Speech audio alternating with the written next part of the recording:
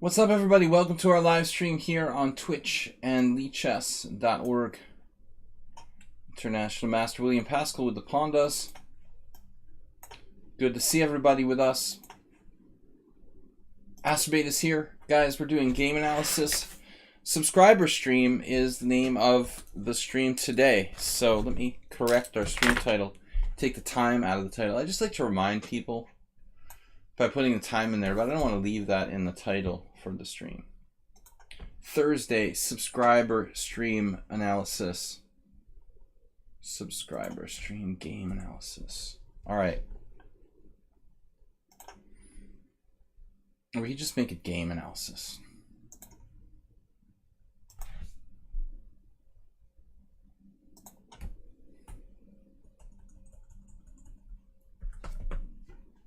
All right. Thursday game analysis. Astrobate, cheers. Good to see you. Only one on time. We're actually not on time. 2 minutes late. 2 minutes late. Who is first today? It's not Astrobate. How that happened, I will explain. So last week, one of our regular players, subscribers, and the person who's played me more games than any other player on my stream, Mr. Nefedov, we forgot to analyze Nefedov's game. Unbelievable sin I committed, omitting Nefedov's game submission for last week. So, to remedy that situation, we're going to do his game first this week. Therefore, we can't forget. Merle Dixon, what's up? Good to see you guys. Cheers. Welcome from the Pandas. See if the Panda cam is frozen. No. Hey. Oh, my camera's not frozen. It's about time. We move a lot, so, you know, the motion sensitive camera doesn't pick it up always. Anyway, guys. Panda, you just try to, try not to move around too much. Arm is there. Wait, no, we can't have that. That's awesome, though. I'm going to leave it there. The arm. So there goes my theory about it being motion sensitive. Maybe it needs its drivers updated. Probably I should look into that. Updating the drivers. Let me see back after a long time. Well, we did see you from time to time. Guys, it's 80 degrees Fahrenheit here in Budapest. I was talking about this on Easter Sunday, and it's back again. Global warming. I mean, it's not really normal to have summer temperatures in April. So I'm looking forward to going back to Southeast Massachusetts, at least in terms of temperature. It should be a little bit more bearable. I don't really like having 80-degree weather in my office in April. I feel like I'm living in the Mediterranean or something. Someone on sound, Oms on Twitch, Merle Dixon, good to see you guys. So we're going to get started with Nefedov's game first. If I can find it, it's way, way back in my history. Wait, let's see. Just a reminder, I'd still like you to scroll up. Here it is. Please find below a link to my 5 recent games from OTB tournament. I think the first 3 are interesting, but if you were to choose, could you have a look at round 2? Round 2. Carl Lockett. This is Carl Lockett against Nefedov. Interesting, in English. So, Fuchsia, what's up? We've got submissions from Nefedov, Big Money, Astrobate, Fuchsia with the study, something different, Jim, Merle, someone on sound, and Oms. Oms, were you the last one? Yes. Oms is the last one. Guys, it's hot here. I feel like it's ridiculous. I feel like it's July. I'm going to have to bust out the portable fan pretty soon. Thought I could make it 2 more weeks. Thanks for joining me, friends. and enemies. Merle Dixon donated 200 bits this week. Someone on Sound 160. Oms on Twitch. Guys, please support the stream. Thank you for subscribing. And we're getting underway. So Nefedov game 2, round 2. Nefedov is black here. We're not synced. That shouldn't matter. Don't care if we're synced or not. In sync. Alright, so Pavel is black. Pavel's played over 200 games with me, guys, on the stream. Kind of amazing. Mule Skinner is MIA after game 199. I don't know where he is. Good to see you, Jim. This is Nefedov's Over the Board game, round 2. So knight f3, I've played a million times against Nefedov. He should be well prepared here. Knight f3 is my most common default move when especially when I'm feeling lazy. Knight f3, knight f6, c4, c5, and now white played g3. So I have a feeling we're going to get to like a mainline English here. g3, g6, bishop g2, bishop g7. Now knight c3, knight c6. And here, as I've said on the stream before, I like, if you're going to play d4, you should play it now. Still, there's an interesting move. Black can still try to play some creative stuff with castles in this position. And I don't know, d takes c5. There's some games here. So maybe it's not a big deal. Maybe it actually doesn't matter at the end of the day. But I try to play d4 before castling. Nefedov's opponent instead just castled, and now a3. Stockfish giving a3 a dubious. That's a little harsh. A little harsh, guys. I need to put on shorts. I've got jeans on. It's very hot. I wasn't expecting 80-degree temperatures today. So, a3.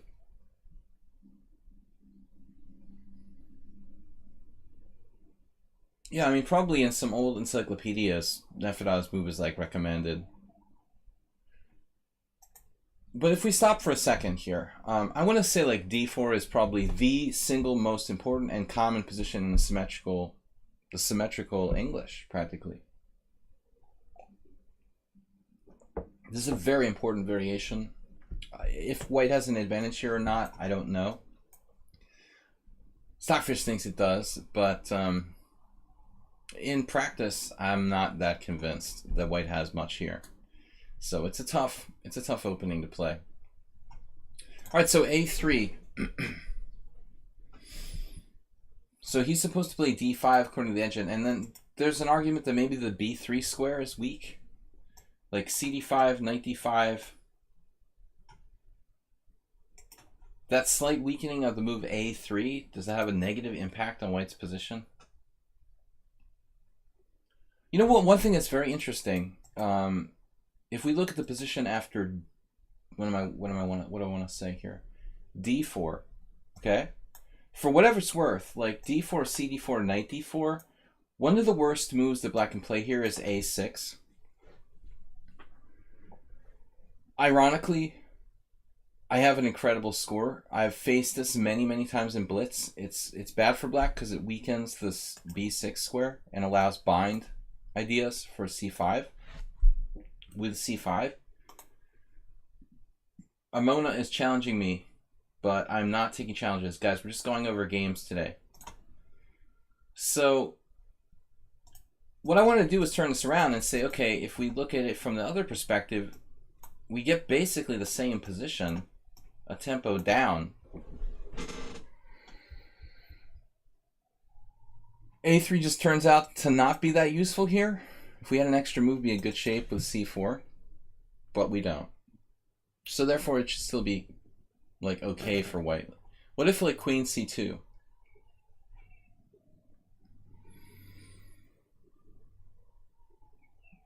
It's amazing. Like black has a big advantage according to the engine. Doesn't look like white did anything that wrong, but it's amazing how like one move can be bad. Okay, so a6 acerbate.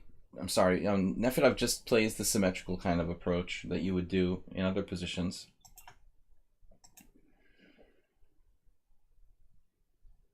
Yeah, I mean, this is weird. I mean, we expected him now to continue the symmetry and play like b4, you know, cb4, ab4, b5.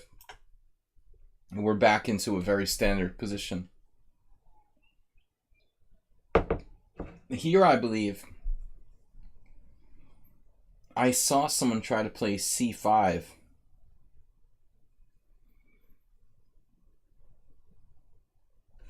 How bad is this move? I think it was a5. Yes. So c5 is interesting, though. It's funny if you look at the engine. I've had a hard time playing these positions with white. It's like symmetry is very frustrating. d4, d5. What a weird game. Bishop f4. Estradios Grivas against Vasilios Katronius, 1991. That's an old school Greek game, Jim.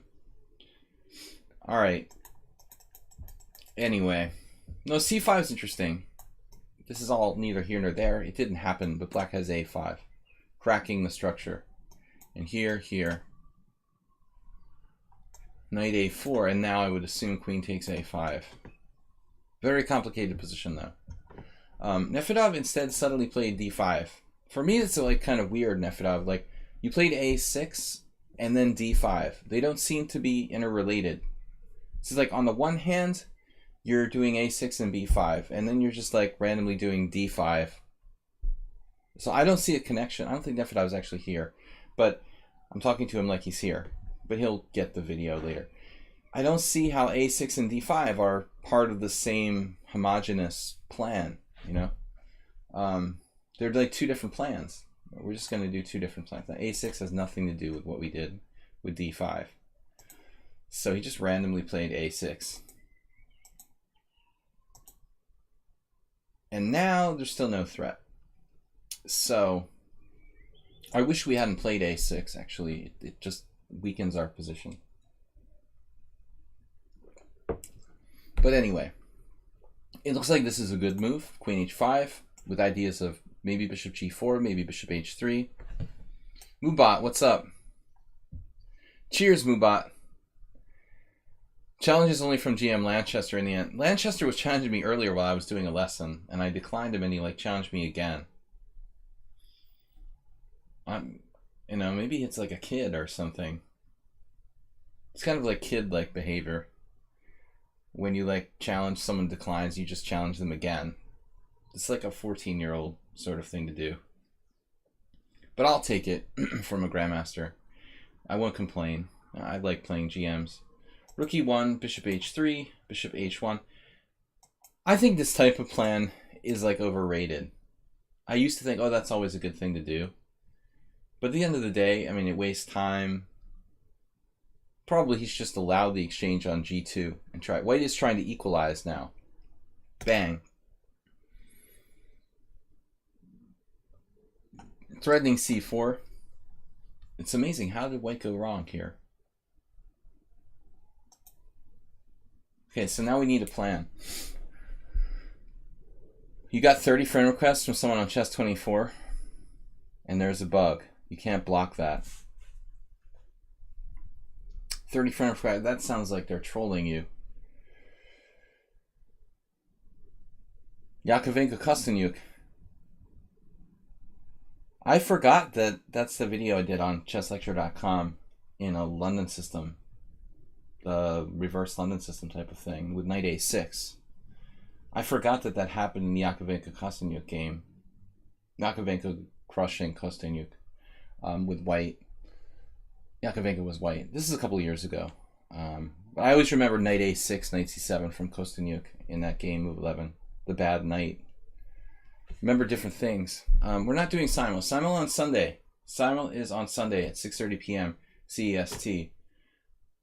Fossil Figo. I just wish we hadn't played a6. You know, that just kind of weakens our queen side. But anyway, what's the plan now?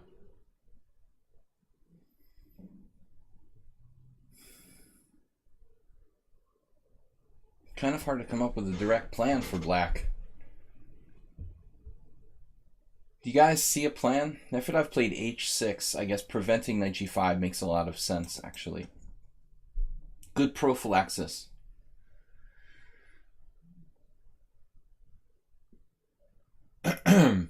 Because if knight g5, then bishop f3, the queen gets kind of trapped.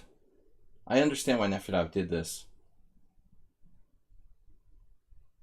Probably the best move could be something like bishop g4. Though it seems strange to move the bishop again. How does this Thursday stream works? It's games submitted prior to the stream, or possibly even during the stream if we have enough room left. Players submit games to me on lichess, and we analyze them together. I've got room for like 1 or 2 more at the most.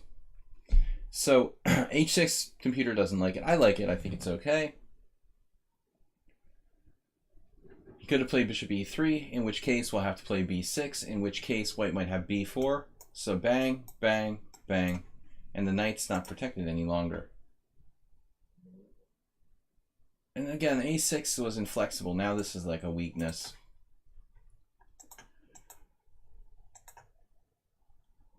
He could do that. So he plays b4. You just take. No liabilities. And then Nefedov, queen b5. Kind of a weird square for the queen. The ultimate blockader. The engine, of course, suggests rook d5. Putting the rook directly in the line of the bishop on h1. No, I wouldn't have considered. I mean, I might have considered something like rook d7 or rook c8. I could see.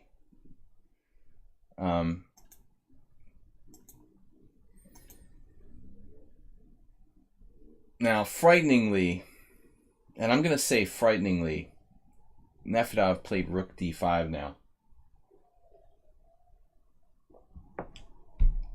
If only you played it last move, Nefedov, you could have gotten credit for the stockfish, for being a stockfish cheater.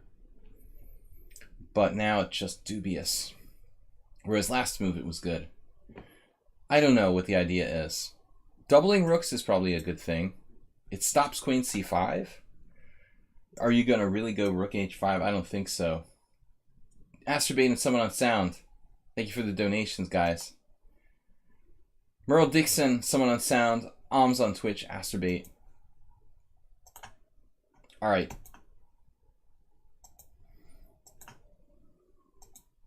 Random rook moves. How do you choose where to put the king here? Do you want it to get checked? There's also king h7. I was thinking due to b2 and c3, you might want to put the king on h7.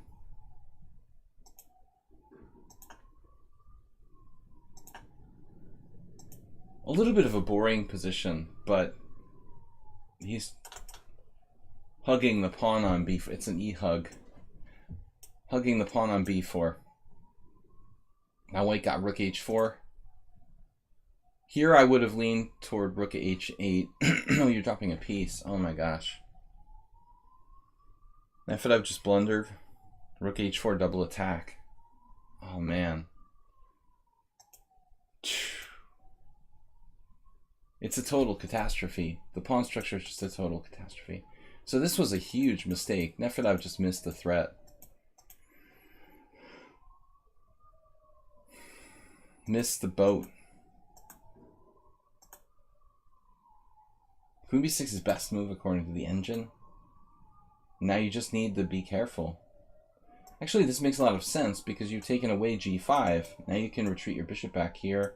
And on rook h4, you could just play rook h8 with no problem. Everything would have been fine if Nefedov had been a little bit more careful about white's threats. But he just neglected rook h4. Now he's in trouble. Very bad. Bad focus there, Nefedov. I like avoiding exchanges here, given that your position is kind of trashed structurally. I think it's almost like you're down material. It's like a static disadvantage. You probably don't want to trade stuff when the opponent has a strong static advantage. Though that pawn, I actually like, if I want to trade one thing, it's the queens in this position. So b5 is probably a serious mistake in that from that perspective. But you are possibly going to lose a pawn, are you? You have a problem, Houston.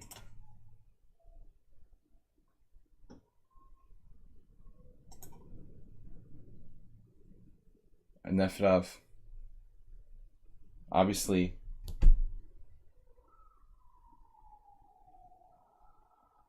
he has knight d4, rook c1 check, bishop f1, bishop h3.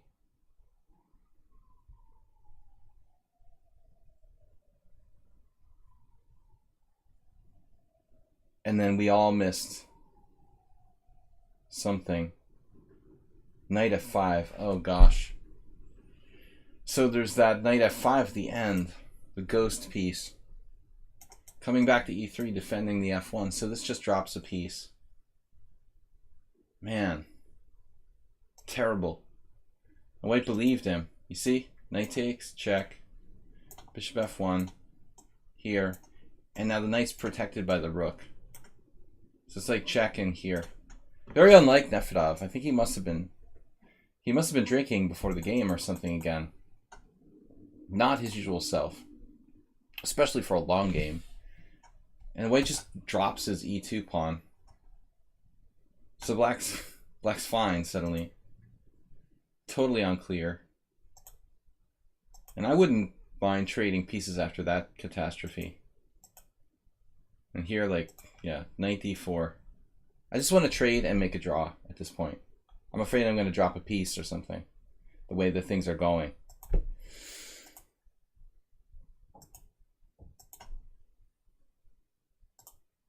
Draw. Alright. Ironically, black is better. Is this a draw? Actually, it was 0-1. Okay, no draw. He just resigned.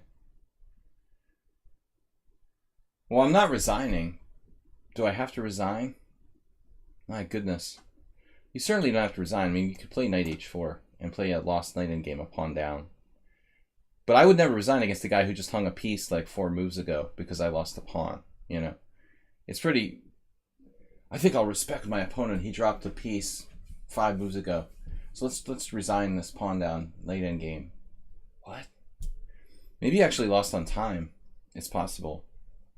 Kind of weird position to lose on time. There's also knight d2, bishop g2, knight b3. I think I'd rather take my chances in the knight endgame though. This bishop with this outside pass pawn looks like easy win. Falsifigo, send me the game you'd like to go over to my Sparkle Horse account on lichess. If you send a simple message to me on lichess with the game.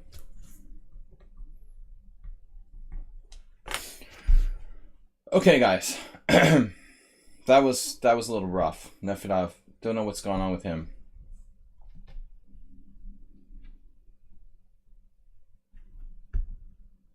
Bob, what are you talking about?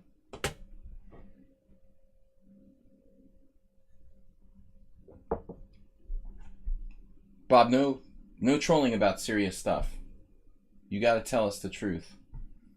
Is this a troll or is this something serious, for real? Okay? No joking about life and death things. So anything you say better be true. If it's about something serious. I'm going to the next game. Big money. Well, we'll wait to see if this is real or just an attention grab. No jokes about serious stuff, Bob. Okay, big money. Thursday game submission. Oh, this is our game. Ugh. All right, we'll look at this from Big Money's perspective. We haven't seen our moderator, JCS, for a long time. And I don't know. He didn't want to tell me. So I didn't force him to tell me why he wasn't going to be around. Not my place to force people to give me information about why they're not going to be here. But I don't know JCS that well personally, so I'm not sure if Bob does either. Anyway, could be clickbait. I'll wait for a little more confirmation. Sparkle Horse versus Big Money. I'm white here. He plays knight f6 and I played e3. You knew him. How well did you know him? Or do you know him? So Bob, you're claiming that JCS passed away?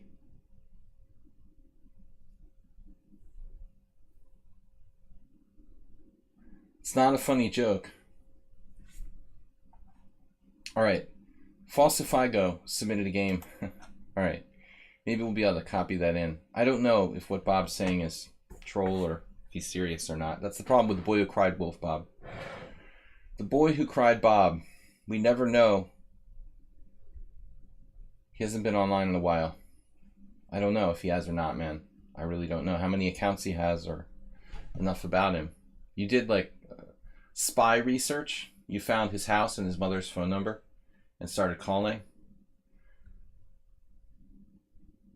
E3, C5.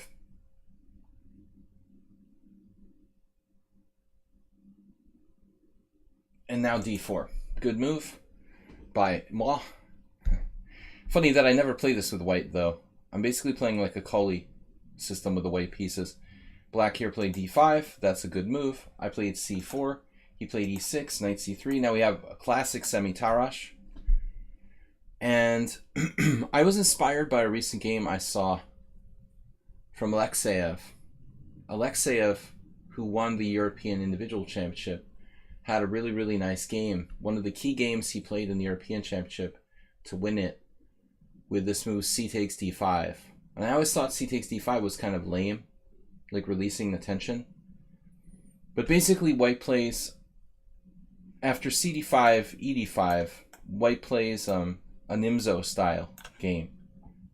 Basically we're playing a kind of Nimzo where we're a tempo up with the white pieces. That was what I wanted to do, but he crossed my plans by playing knight takes d5. But that's, you know, that's hardly surprising. I mean, that's usually what people are trying to do when they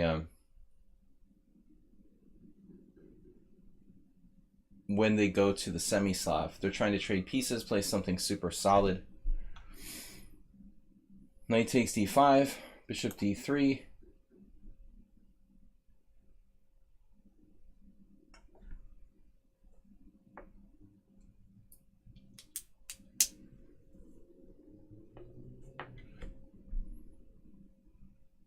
Bishop e7. Very classic.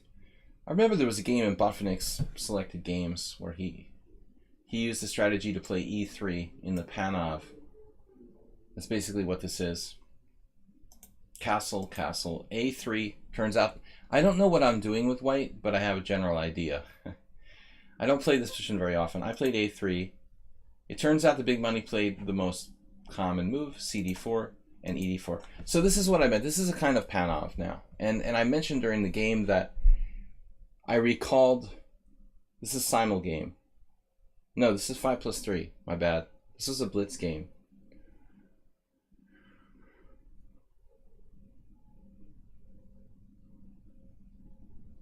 I mentioned there was a game in Dynamic Chess Strategy by Suba where he beat Ivan Farago, and I think it was this line. Black to play now played a6. This is the first bad move. This is a little bit like Nefedov's a6. I played a3 to keep his knights off of b4, okay, in this position. But black doesn't really have a reason to play a6 here. It's not like, you know, there's a blockading square, or there's no bishop on d6 that I'm going to hit with knight b5. There's no reason for black to play a6 now. So he left the book position. I think I had this game with a master from New York, Samson Benin, I want to say like 20 years ago, in a game where I was white, actually. Might have been a different position, though. Maybe my queen was on c2. But I remember this being like a Karpov plan, bishop f6 and bishop e4. This is a very well-known position. And then knight on c to e7. And then they go like here, and they strong point the d5 square. That's one of the best plans. plans of mice and men, but a6 is like never played. Just an extremely random move. Now I played queen e2. And we're following Dibyenndu Barua, one of the first Indian grandmasters. The first was Praveen Tipsay. I think Barua was second, and then like Anand. Veteran Indian grandmaster.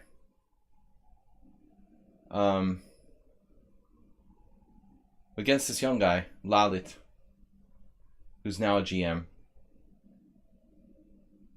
I mean, this is a pivotal idea, queen e4 in many positions. We're going to try to transfer the queen maybe to g4. Anyway, Bob, we're trying to focus on game analysis here, not speculative stories.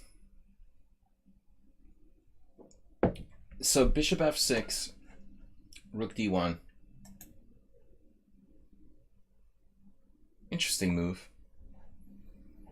I'm willing to trade on like knight d4, knight d4, bishop d4, bishop h7, king h7, rook d4. His king is less safe than the white king. Now I didn't like his next move either. He played queen c7. It's not that bad, but it abandons control of the d5 a little bit. It's hard to suggest a good move for black, though. It's not easy to play these kind of positions, honestly. Karpov-Kamsky, I think I referenced that. There was the candidates match between Karpov and Kamsky in like 1996. Was it 94, 96? And Karpov had black in a couple of games against Gada, the young Gada, when his dad was like beating up his seconds and stuff. Shabalov had to leave their camp because he was assaulted by Rustam. Queen c7, queen e4, g6, and now bishop h6, rook d8, and here I just played rook c1. It looks good. So a couple sketchy moves, a6, queen c7. Black wasted a little bit of time, and still he's not that bad according to the engine.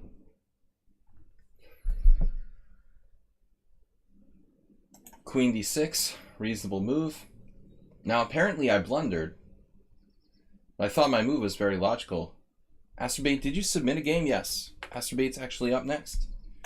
Bishop g5. Very surprising that this move was a blunder. It was thematic, trading the dark square bishop, but maybe I could have played instead h4 first. Just h4 first with the idea of bishop g5 would be the best way to do this. h4, h5 is kind of a standard idea. So I didn't prepare this. I played bishop g5, and apparently he had a tactic here with this.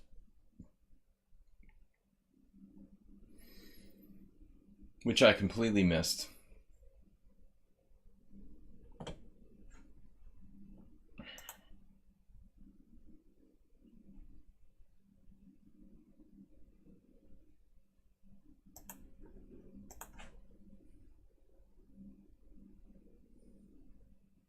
Yeah, I'm not going to mess around.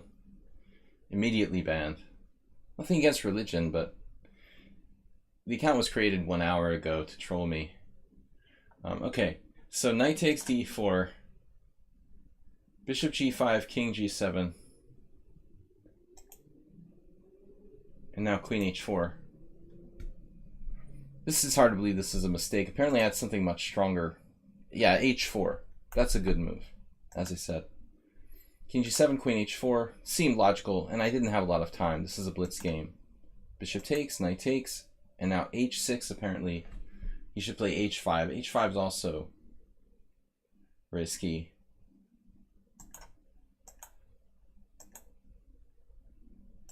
Did I make a mistake now? Yeah, I remember now. We looked at this. We looked at this after the game, or very briefly after the game. Knight f7. But this is very hard to find in a blitz game. I mean, it's a speculative sort of sacrificial attack, and I wasn't at all. Actually, I didn't consider it at all. It just wasn't clear to me there was enough here. I think for a strong attacking player, though, who likes to sacrifice pieces, that style player would be likely to find this or try this in a blitz game. I wasn't even looking for knight f7. I only had 34 seconds, though. So I just wanted to play, like, solidly. But actually trading pieces helps him. And in fact, I lost a pawn here. But I was confident on this, and I mentioned it at the time. I was confident here that I had g3, and his knight had no good squares. His knight was going to have to be pushed out to h5, and I figured that would give me enough sort of compensation for the sacrificed pawn, or close to enough compensation. But Big Money did well to hang in there. e5, apparently a mistake. And still, it's not that bad. I missed, apparently, rook d8. I didn't really see that it threatens anything. I guess I thought if rook d8, he just plays, like, b5 and bishop b7. What I failed to appreciate was, like, here, he can't play bishop b7, because I just take. Maybe b6. Same problem. I failed to appreciate how strong this was. We can turn off the engine, though. I'm a little too reliant on that tonight. Okay. Knight takes e5, knight a4, looking for the weak squares here. Is reasonable. Now I was happy to just draw, because I was down a pawn for nothing 1 minute ago. Very little, at least. And I shouldn't win, but it's blitz. This is equal now. He lost his extra pawn back. It's equal. K8, knight c5. That's a problem. But I'm not actually threatening to take it yet because of the move rook b8, winning a piece, or I am, actually. Huh. Yeah, this actually does look like a problem for black now. We're both with 12:07 seconds. I mean, anybody could lose this position now. It doesn't look like there's a good way to protect b7. Oh, he has this, actually. Yeah, what's wrong with this move? Just rook e7. That's probably okay. Yeah, this totally holds. So he couldn't find rook e7 in time pressure. Played this. And I have bishop a6. Maybe he thought he had rook b8. He did. But I have bishop a6, which I thought was good. Apparently I had a better move, which was impossible to find, knight d5.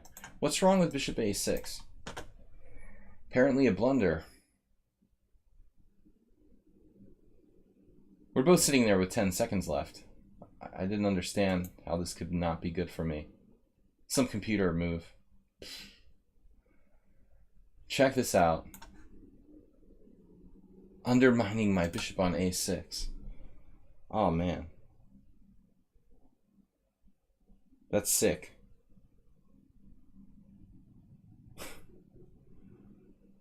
Wow. Undermining the bishop. Definitely didn't see that. Did he play bishop d3?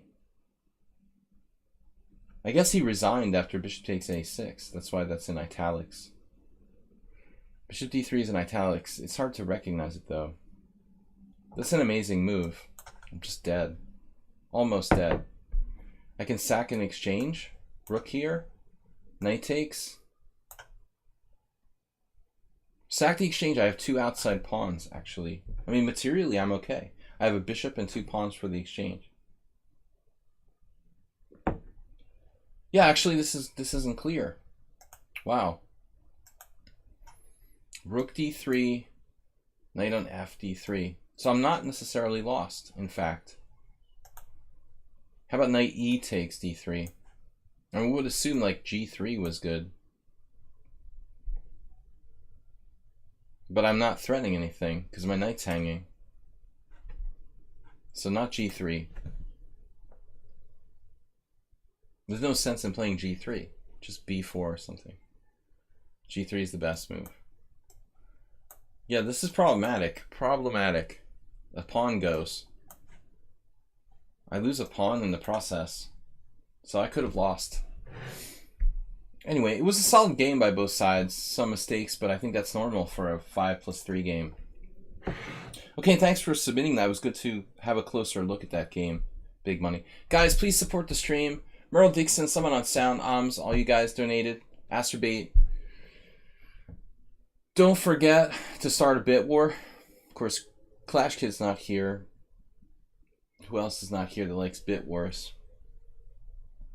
We've got subscriber stream on, the simul stream on Sunday at 6:30 p.m.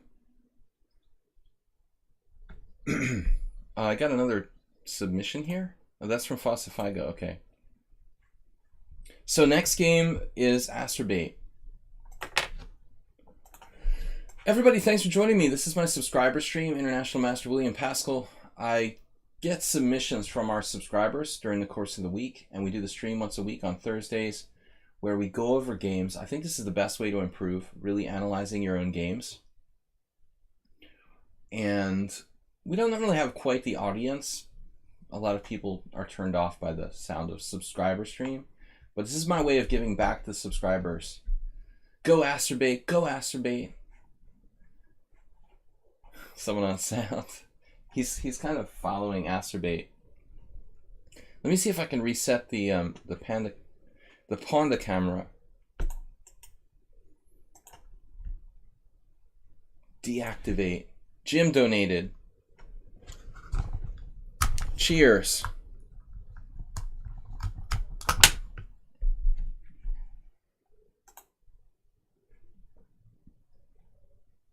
Jim with a 300 donation. Now we're getting serious.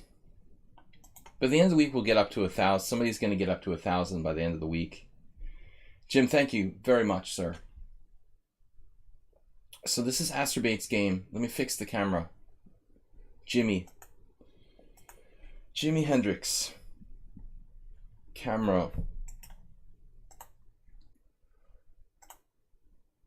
Alright, those are your pandas. They're not looking very active today. We were up late last night playing poker. Alright, so Astrobate here is playing white. Wow, G6. You know, that reminds me of something I saw earlier today. There's the possibility that I never really thought of. Did anybody ever see this? In the Joko piano, black can play G6. It's very funny. I mean, I'm not really a classical style player, classical openings with black especially. But for some reason, I've never seen anyone play this. And I guess I would assume there must be something really bad about G6, but it's actually not that easy to exploit this. You see, Mamedyarov played it, Granda Zuniga.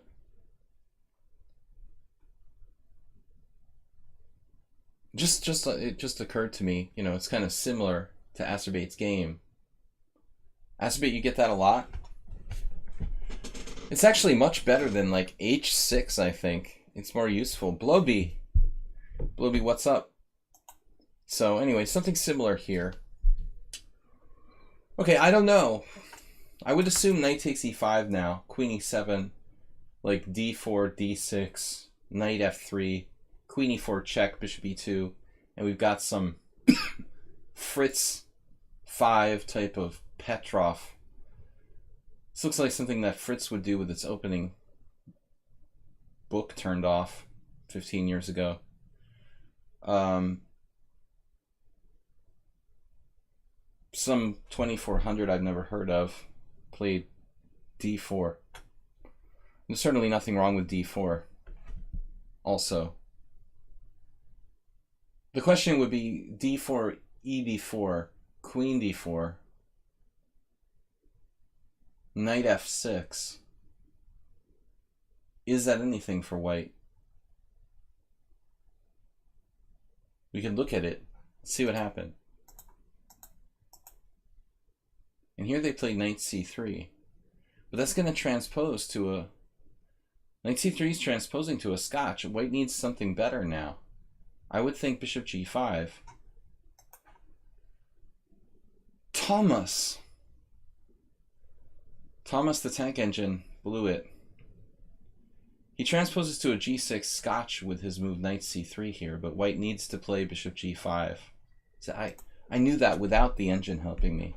This is the only try of independent value. It's like a 11-fish dragon. We have to play bishop e7. Not really what we had planned. Well,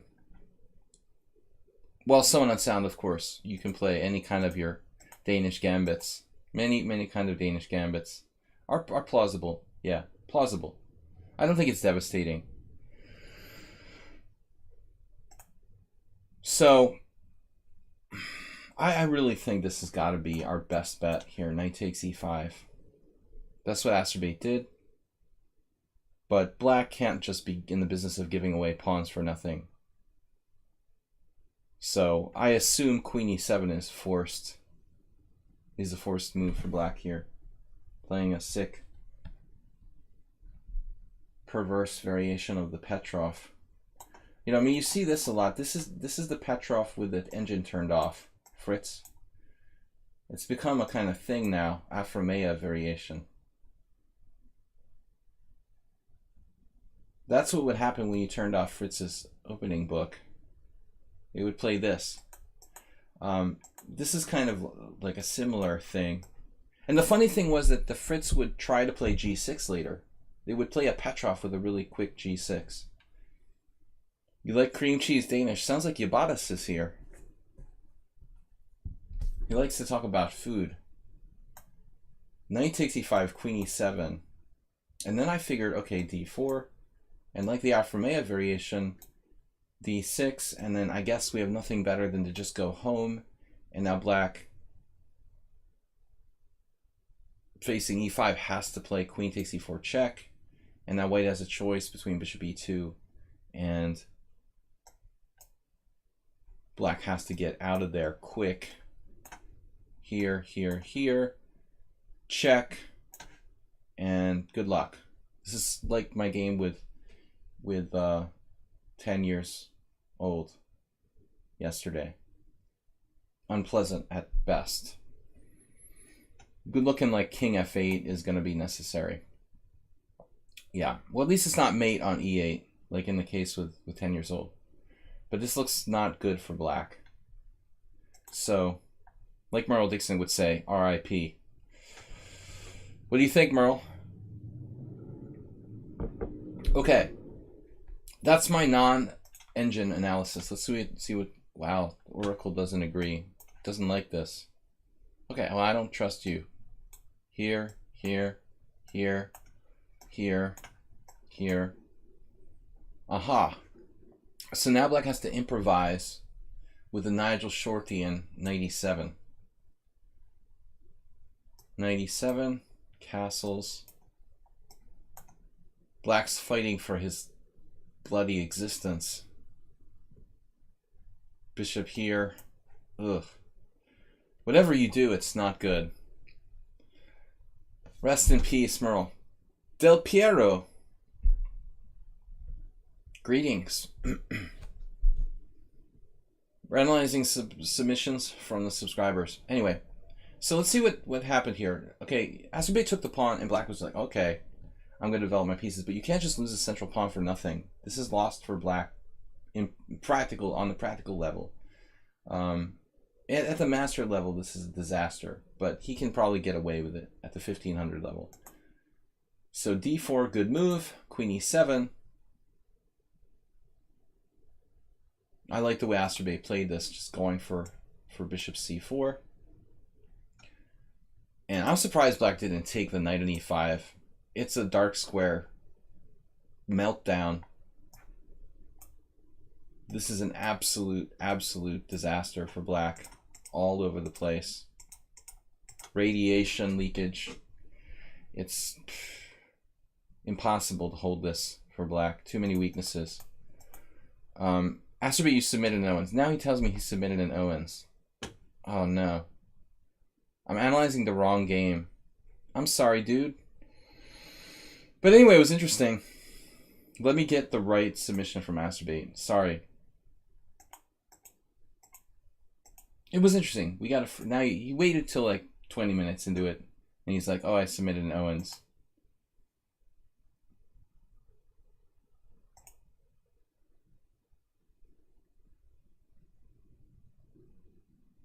Is this it? This is it. This is the real submission. That was a bonus. That's mates you didn't want to remember.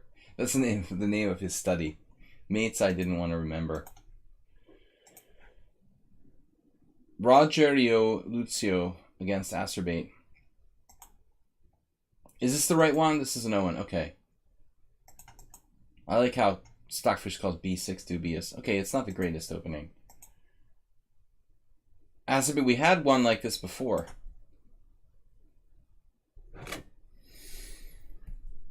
The Petrosian variation of the Owen defense. Merle, thank you for the donation. Jim and Merle tied with 300. Someone on sound at 164. A3 stops bishop B4.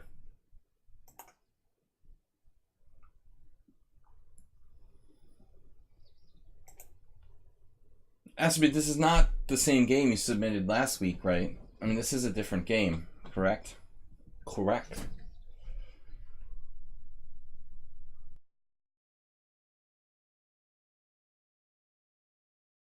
Version of the Cochrane Gambit there, Bloby.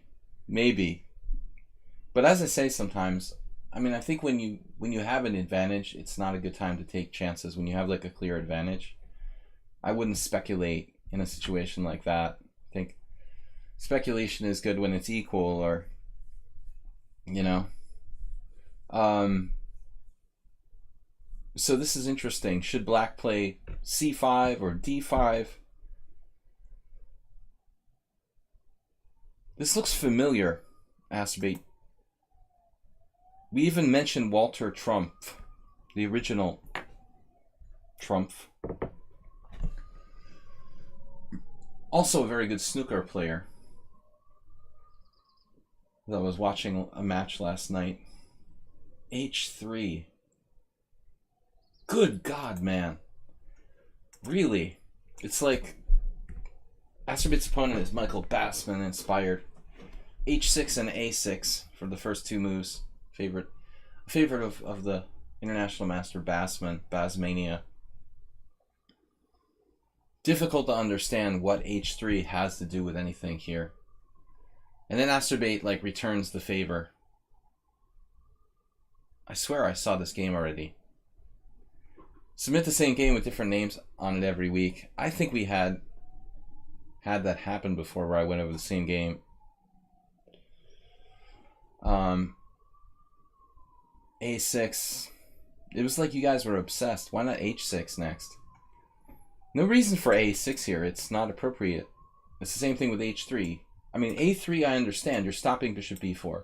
But there is no reason for A6 or H3 in this position. These are needless moves. When you're playing an opening like the Owen defense, or something extreme like the Aliakin, or even the modern defense, or Pierce, something very hyper modern, you're playing something that's very marginal to begin with. And when you play marginal openings, you have less room to make inaccuracies and mistakes. You're very much cutting it close, and you have a finer line than with something solid and classical. You cannot afford to make time-wasting moves when you play the Aliakin's defense or the Owen. You're basically upping the ante, you know, giving yourself less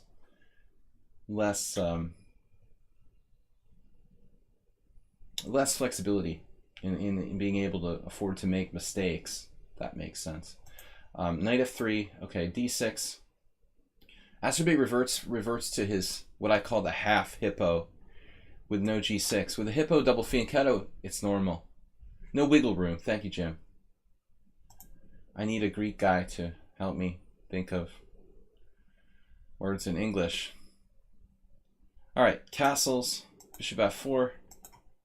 Sometimes I start tripping on my own words. It's probably easier for people who speak more than one language. Linguistically, I'm pretty limited. Knight on bd7, queen e2. I don't like black. You don't. And again, I've won a lot of games, Acerbate. This game looks really familiar to me. You sure this is not a game you showed me before? How many times have I beaten you by playing e5 in situations like this.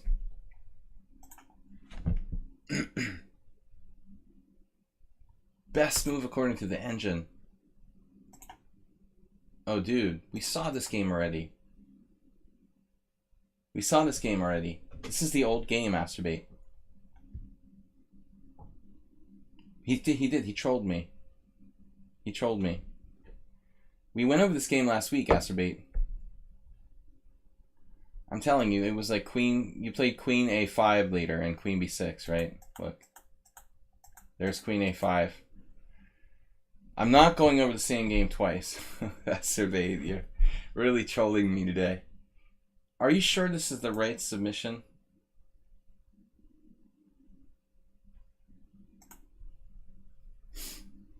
You were actually... Yeah, this is the one. Yeah, I think you just trolled me. 2 hours ago. What is this? Oh no. We found the right game now. On the third try. Owen defense. Sorry. We're gonna quickly go over this. Alright, this is the last try, dude. He's like, this is the game. He's on another planet, man. He doesn't even know where he is. Whatever, you know, he'll figure it out eventually. I know a game when I've seen it already. Alright. I don't like this. You're gonna have to play the hippo now. So he does, he plays a full hippo. No half hippo. It's a full hippo. Here apparently someone played knight g6. You can do that if you want to. It's especially, I guess, once white castles, h4 is not so dangerous. So I don't mind knight g6 as much. I don't like knight g6 in general, but even there he might have g3 and h4. So I definitely prefer the hippo here. g6. One of his first hippos. So you could just play h6. There's no reason to hesitate there. Now we learn a very important hippo lesson with Masturbate. Always play h6. Anytime they threaten to play bishop h6, you have to play h6. Anytime they play a4 on the queen side, you have to play a6 and do the pawn stop. Hippos are probably stronger than elephants. Hippos kill more people than any other animal in Africa. Common knowledge. Queen e2. Dude, you screwed up. You have to play h6. And I've seen some hippo experts who will even play like king f8, king g8, king h7, and like walk the king to h7 manually. I had a crazy game with Onishuk, like the strongest player I've ever beaten. It was a hippo, actually. That's the thing, the hippo creates like total chaos. You can beat people who are extremely strong because the game just becomes like crazy complicated and bizarre. And in bizarre situations, anything can happen. Against Onishuk, I just didn't castle. And like eventually I played like c5 and I think I walked my king over to the queen side or something with like king d8. I don't even remember. It was just too strange. I have very good score with the hippo. But this is a huge mistake, not allowing that. I mean, he can play bishop h6 now, among other things. He does. And that should guarantee white a slight edge. You should castle and take with the king. Fianchetto knight is not good under any circumstances. We don't really like fianchetto knights. This is a good move. No. Queen d7. Classic hippo. So the first hippo is often the worst hippo. You heard it here first. Knight h5. You see the not so subtle connection here.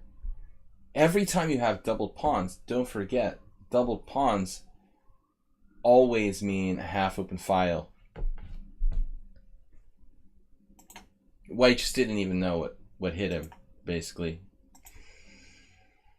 Total sense of danger here. Gonna have to be very well tuned for white. But objectively, not sound. Still, there's practical chances.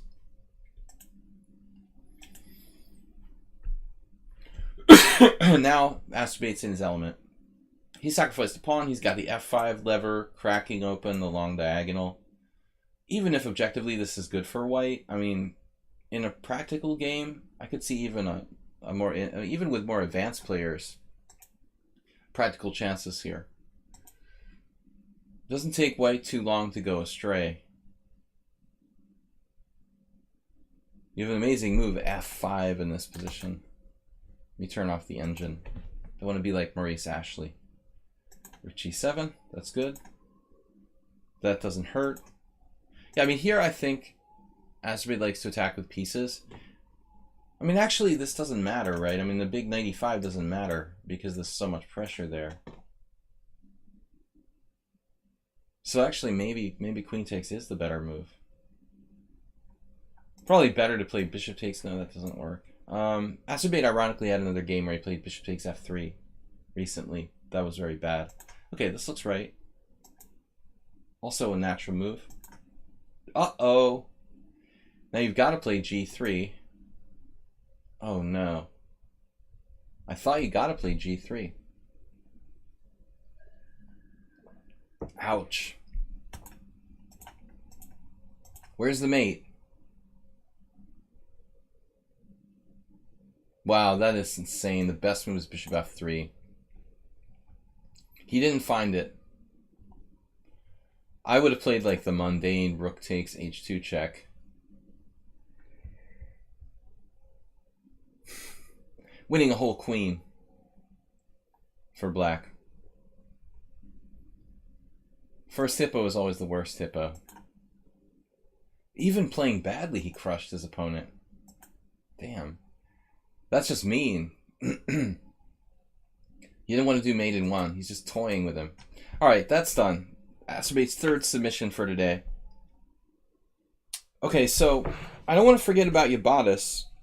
He said we could wait on his game. So next in line, we'll throw in Yabatis soon, but next in line we'll get in Fuchsia, Jim, and Merle.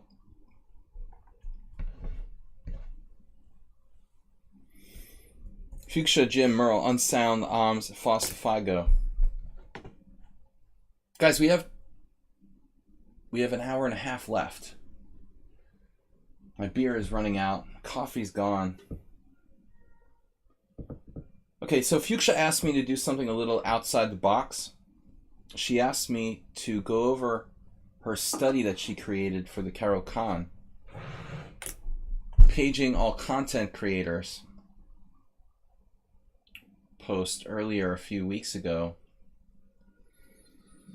Lichess was looking for people to submit interesting content, and Fuchsia asked to go over it and say, you know, if I had any input on it. I want to submit my Caro-Kann study to Lichess Curator system. Take a look at the study in your stream, give me some feedback. Okay, well, we'll do what we can in 12 minutes, basically. Is the structure good? Are the explanations good enough? No. Are the lines that give... We'll take a look. Is the structure good? Explanations good? Are the lines that give deep enough? I mean, nothing's ever going to be, you know, like Robert Hubner. What else is missing or could be improved? Can you imagine someone learning the Caro-Kann with my study? Well, let's take a look.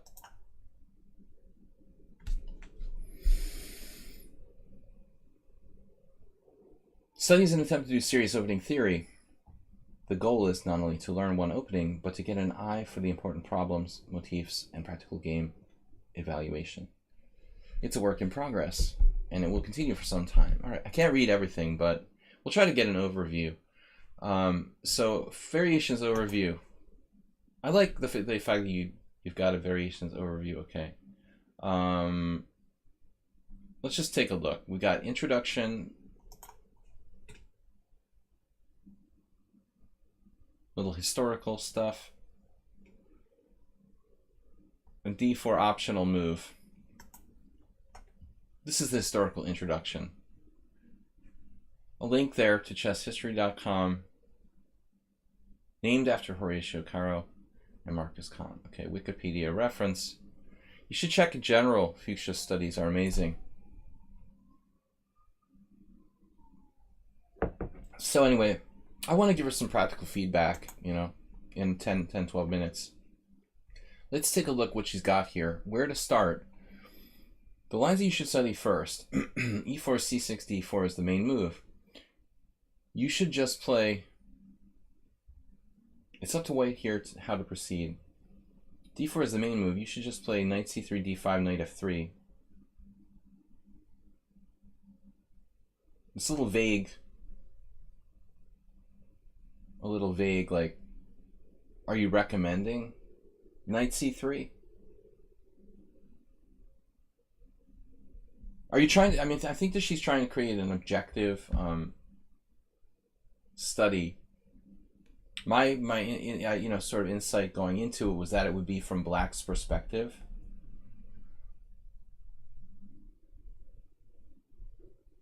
You should play is for the next main move. D5. Okay, now I'm cool. Yeah, I have to clarify that. E5 is the advance. Very important. Knight C3, in this case I recommend take a look at the Gurgenidze system. DE4, knight E4 is the old main line.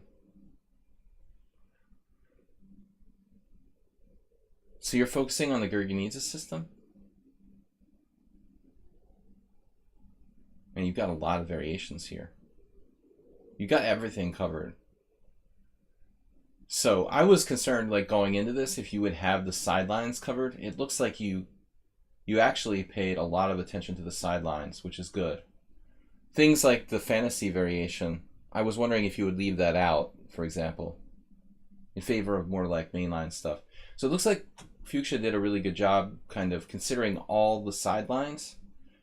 But again, I'm confused about your actual recommendation. You were recommending the Gurgenidze system?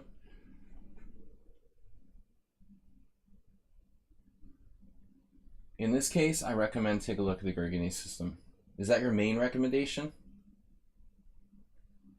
What is your main recommendation? Maybe you should make that more streamlined somehow. This chapter is about the advanced variation. I want to get a feeling for what your main recommendation is. Mainline Karpov. Okay, so it says mainline Karpov. That chapter, you know, that comment there gives me the feeling that your main, you know, your main recommendation is actually the Gurgenidze system. So I think you need to clarify that, at least for me. Advance, good. You covered a lot of advanced variation. You're recommending bishop f5. There's also c5, which is cool. So that's important. c5 is very, very popular now. And c5 is almost like parallel with bishop f5 in terms of popularity. Queen b6, very, very infrequently played. You might mention Magnus Carlsen's knight h6. If you like knight h6, he played this against Katerina Leno. This is a funny move. No one else in the world ever played knight h6 except for Carlsen. That's a very, very rare move. All right, so you consider all the stuff in the advance. Very complete, you know, look like you're not leaving anything out. Dreyev defense. Spelling of Dreyev is kind of unusual there. Usually it's D-R-E-E-V. Of course, it's Russian, so it's all relative how we spell it in Latin characters. Most people write D-R-E-E-V. He's an old friend of mine. Great Caro-Kann player. Anyway, let's see what we've got in the main line. So you're recommending mainline Karpov, Tartikover, knight d2, avoiding the Gurgenidze system leads to the same position. You might make mention of b5, by the way. Another Gurgenidze system, actually, if I remember correctly. The sideline that you've overlooked, I think. Did you It's hard to believe she overlooked something, but it is possible that b5 was overlooked. The other Gurgenidze. Another reason not to play knight c3. All right, so I'm curious. Do you totally stay away from bishop f5 in the main line? It looks like she's anti-main line. I also was the same. I always played knight d7 and knight f6.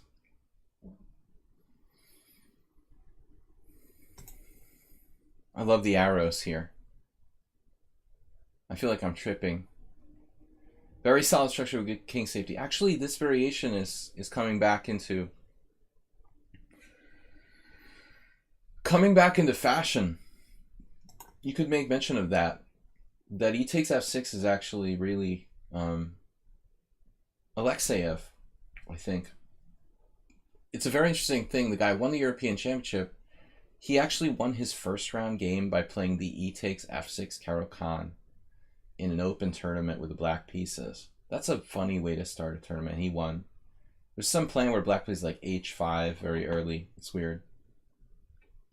It looks very, very comprehensive. Maybe you should make mention somewhere that you're going against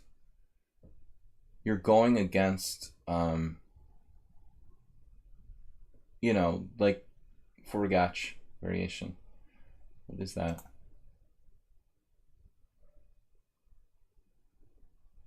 I just sent a Facebook friend request. Forgach. I don't know if it's the same Forgach. I guess there's only one. But no, seriously, you should probably make a note of the fact that you're going against the mainstream by not recommending bishop f5, because almost everybody recommends bishop f5. Knight d7 is hard to play. This is very, very hard to play, I think. So it led to Kasparov's downfall against Deep Blue. I don't know if that was a real game or not, but one gets the feeling that it's hard to play with black. I've had a very, very hard time playing this. I would really like knight f6, ef6. And then gf6 is very difficult to play too. It's fun, but it's very, very difficult. No, it looks like you got a lot of stuff in here, and it looks really tons of material. So no dearth of material.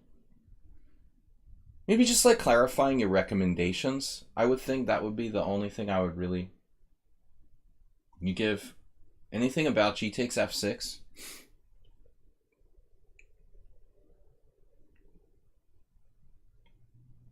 You don't recommend g takes f6. So you're recommending Karpov, knight d7, Tartakova as a secondary. The problem with bishop f5 is like the theory is massive. Everyone knows it. Every 8-year-old kid can play 20 moves of theory in the bishop f5 Caro-Kann without even breaking a sweat, you know. So I would like the EF Caro-Kann. You have the Bronstein-Larsen covered, okay. Where is that? Does it have a separate chapter?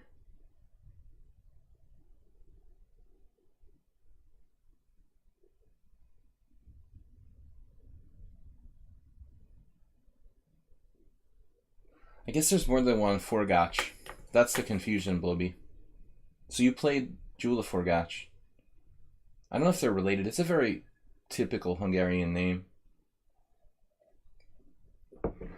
I guess I was thinking of Jozef, FIDE master. So where's the g takes f variation? Oh, you're giving it here. Okay. It's just a sideline. GF, C3. Is a line that a cheater played against me. I love this. This is a line that a cheater... Maybe you're getting a little too personal there, Fuchsia. But it gives your study character. Yeah, C3 is the best move. Did you go beyond this? Well, that's a different line. I'm looking for g takes f. So where is g takes f? There. Did you actually go in any detail on this? Because I don't see it. I would definitely include that, although that's not one of your recommendations, right? So, anyway, to kind of sum up, I think it looks like an awesome study. You've got tons of material. Probably...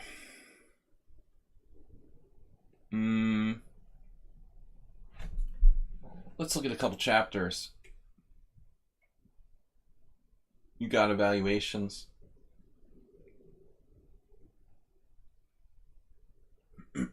I think you just need to clean it up, edit it, and make your recommendations a little more clear. That would be my only real suggestion. Chapter 4 of the details. Okay, I wanted to see about this.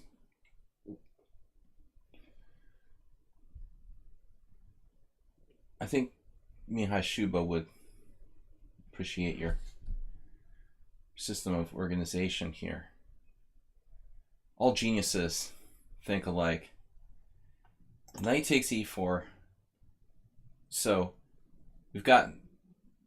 No, this is chapter 4.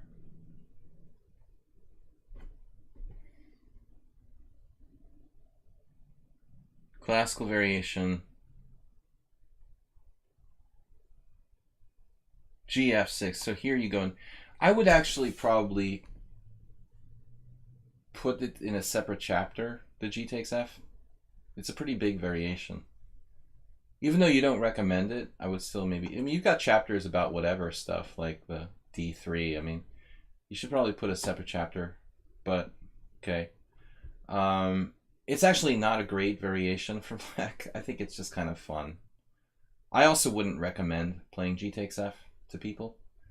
You could have separate things like what you really recommend and what, you know, so be clear about what you're really recommending. I would think that would be my greatest suggestion. But it looks like you've got tons of material. This is great. Just clean it up, make your recommendations more clear. Make your evaluations clear. That would be my biggest suggestion. Okay, great stuff though. I wish I had more time to focus on it. Fuchsia, it looks really good. Lots of stuff here. I'm sure that everybody would really appreciate it. Cool. So you guys can also submit content. And the idea is to kind of, you know, share content on lichess so everybody can benefit and work together. Anyway, all geniuses think alike. Anyway, Fuchsia, thank you. So, congratulations on that. Jam T-Chess, rated 1013. Yeah, I'm sorry I can't do a more organized review, but it's a lot of material. I didn't expect it to be so big, actually. It's really sprawling 28 chapters.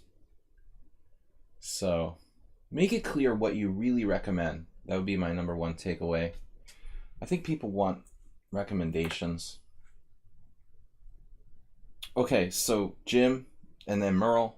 We've got a little over an hour left, so let's get to work. Guys, subscriber stream. I'm not used to reviewing studies. Where is Jim? Okay, nothing special. I misjudged positions of this game. I was very lucky in the end. This is Legend. Who is Legend Lord? NM Legend Lord. It's a modest name. Modesty.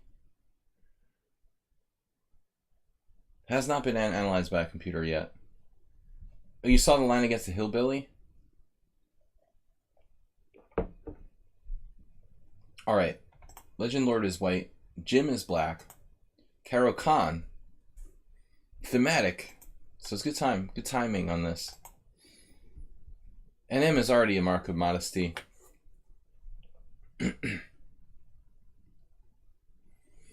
I know some people who won't even pay for the FIDE Master title because their chess federation forced them to try to have to pay for it personally.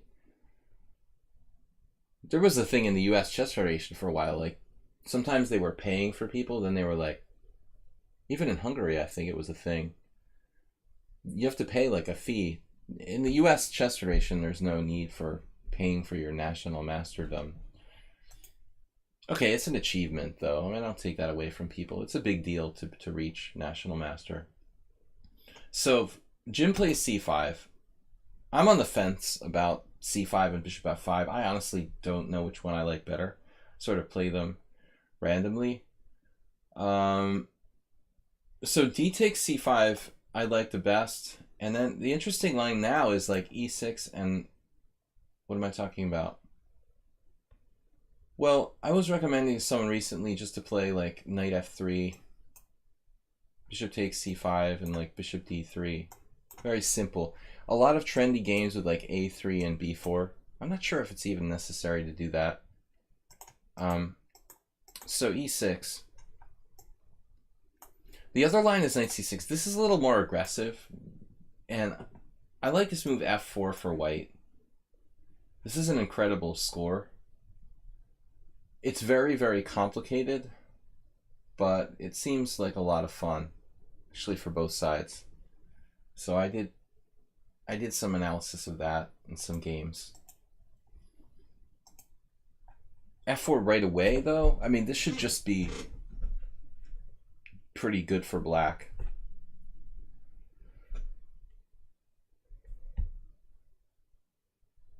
So, ironically, like knight c6, d takes c5 will transpose to that variation. It's kind of funny. There's some crazy games in that variation. Knight c6, d takes c5. Crazy games here. I don't know if it's best to play like e6, knight h6. You may never get your pawn back. I don't like f4. It looks bad. So you take, that's very principled. Now white tries to play it like some kind of Nimzovitchian pawn sacrifice, it looks like.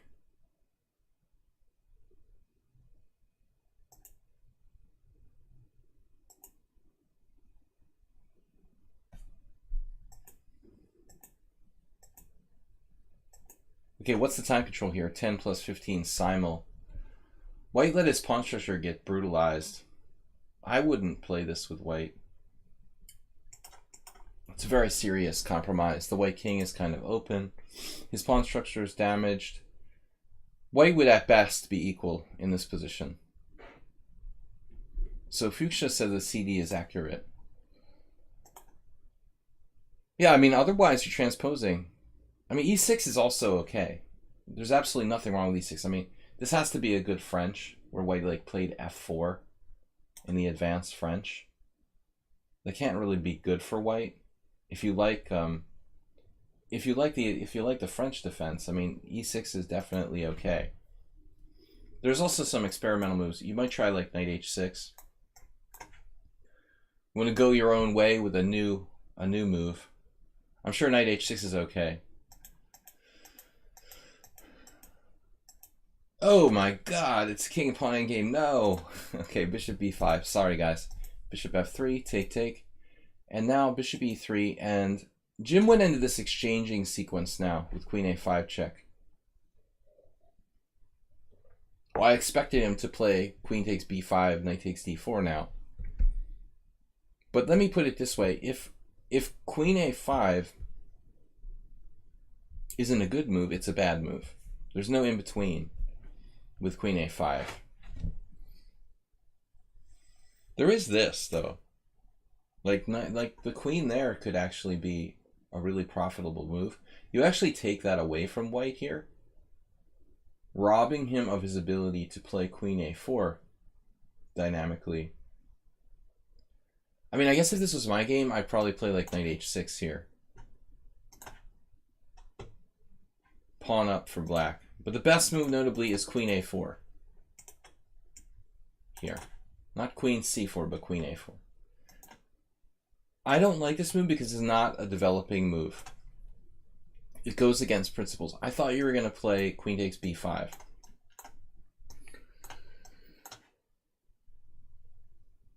But you may just lose material here. This is hanging and this is hanging. And this is hanging.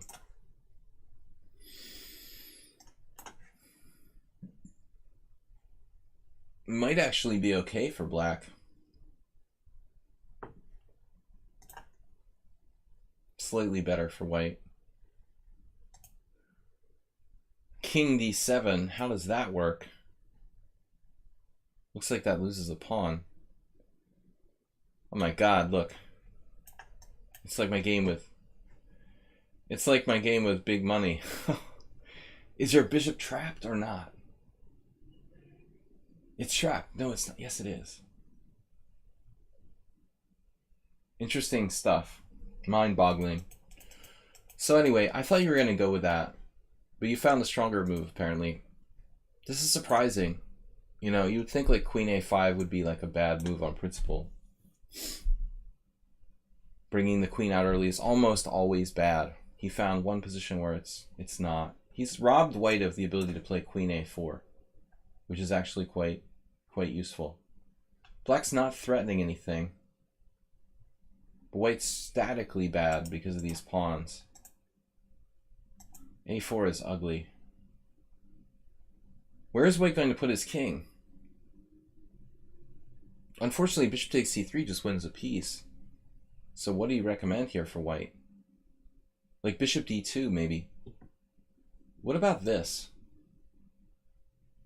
Oh, now queen b5 is going to be even stronger. If you play bishop d2.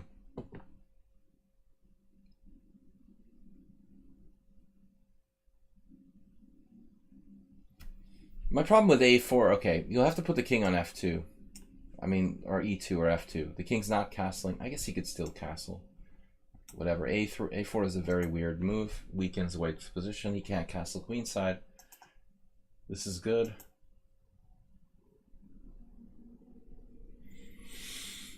What did I just say?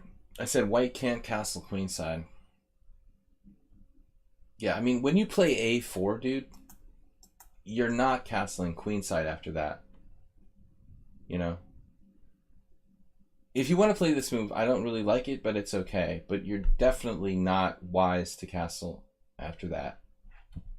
You probably put the king on f2, or castle kingside, or waltz it over to f1 and g2, or something like that. I am not castling queenside here, having played a4. I was actually thinking, like, is there a way white could play something else, like this? And try to play, like, a3 and maybe still castle queenside? The C file. It's more like a Sicilian than a Caro-Kann. Yeah, this is just like very, very dangerous, bordering on foolhardy for white.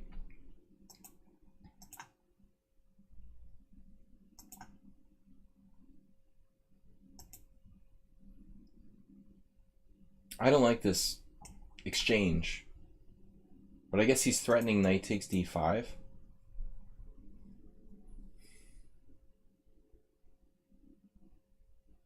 I like everything about black's position except for the fact that your king is still in the center of the board.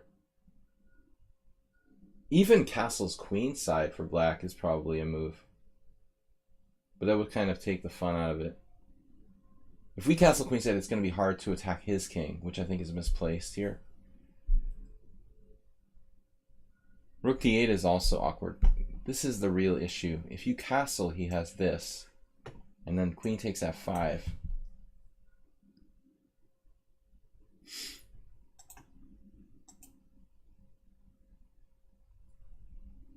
So knight takes d5 is really irritating. I mean, I guess you could play like g6.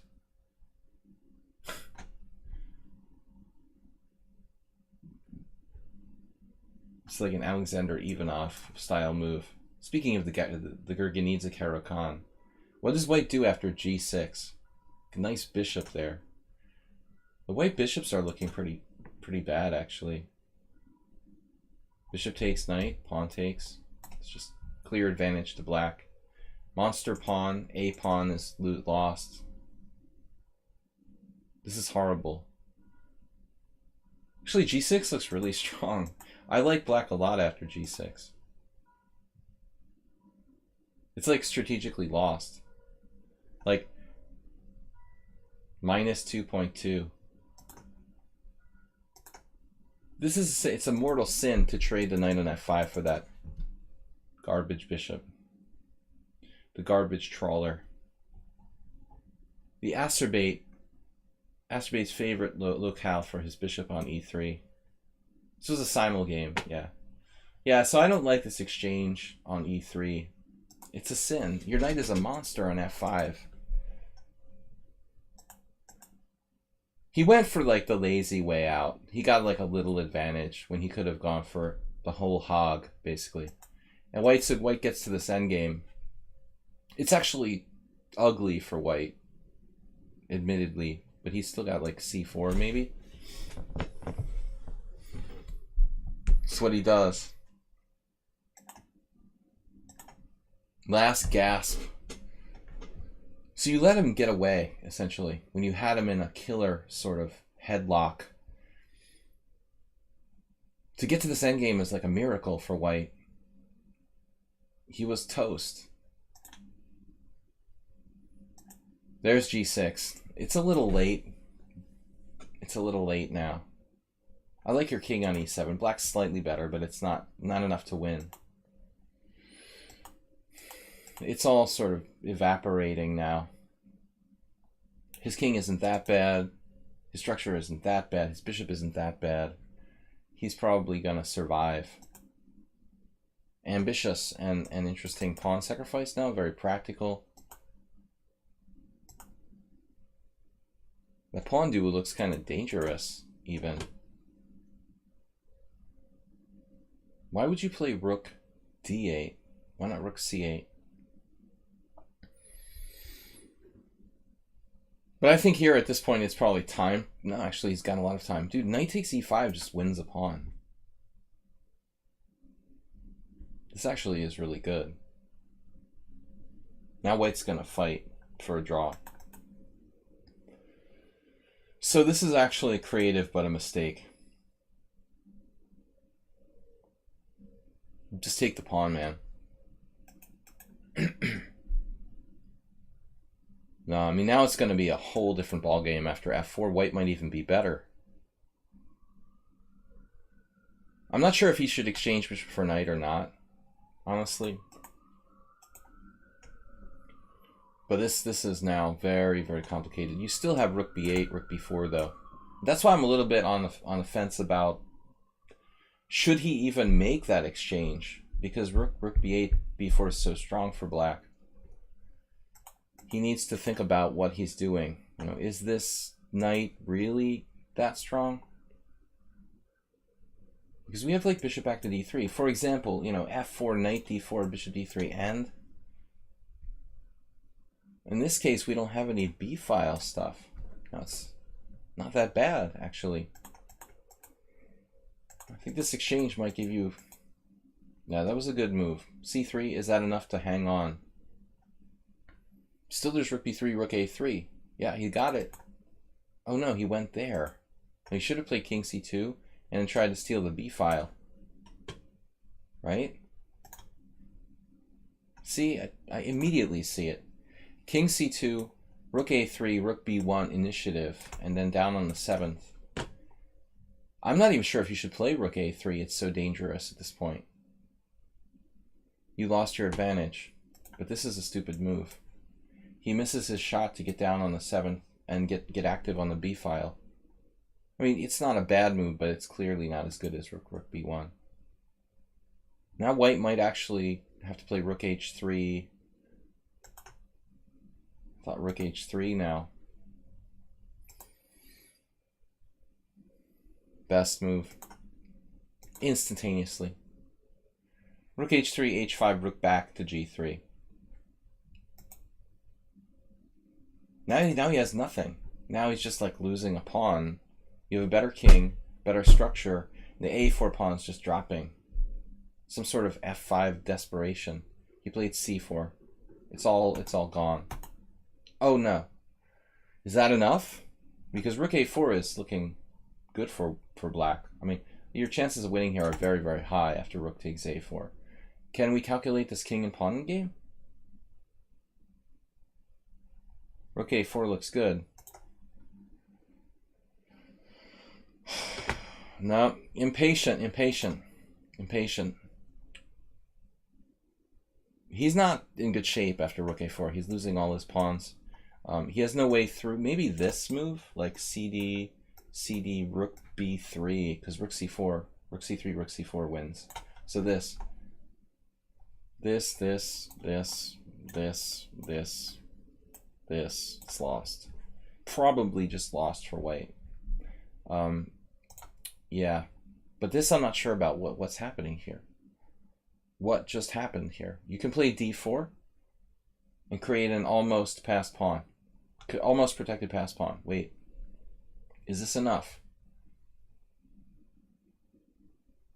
Is this enough? No, I don't want to take here. I want to play d4. Play c5. Do we have time to do this? To do this. Anubis. So if d4, if we could play c5, we know we won't lose. Actually, we'd be winning almost. No, not quite. It's probably a draw. He'll blockade. Well, at least we won't lose if we play d4, right? d4 doesn't lose. It's a draw. So this is actually winning. D takes c4. Wow. I wasn't sure because your pawns are kind of, you know, devalued. Honestly. You can just hold on to it, walk up and play c5, and then walk over here. I was surprised. I thought that you'd screwed up.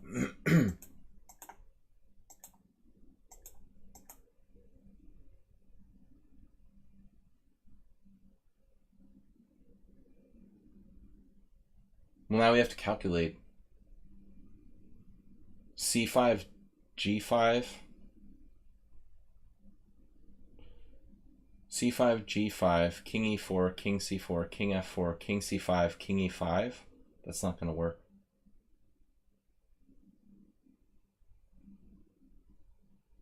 King e4, king c4, king f4, king c5, king e5, g5. That's a nice move. So now you have to play f5. Takes, king c6, g5, king b6, g4, king a6, g3, king b7, g2, a6, g1 queen, a7, queen b1 check. He's got a rook pawn. It's a draw. And see how you're actually winning.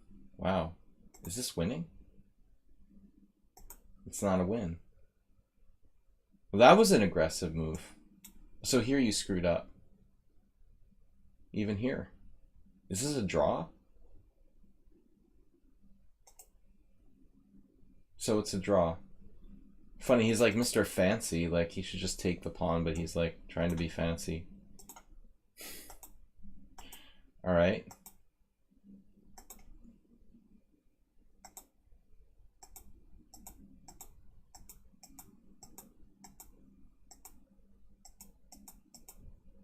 You mean you said you screwed up? King e4 was a blunder.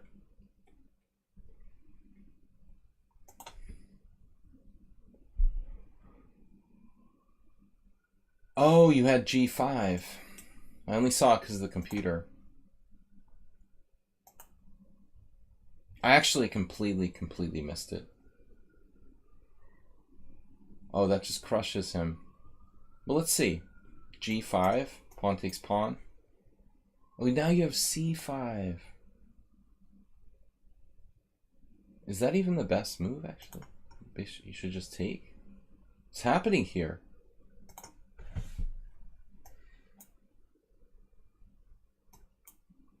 Oh, that's messed up. And you can go back.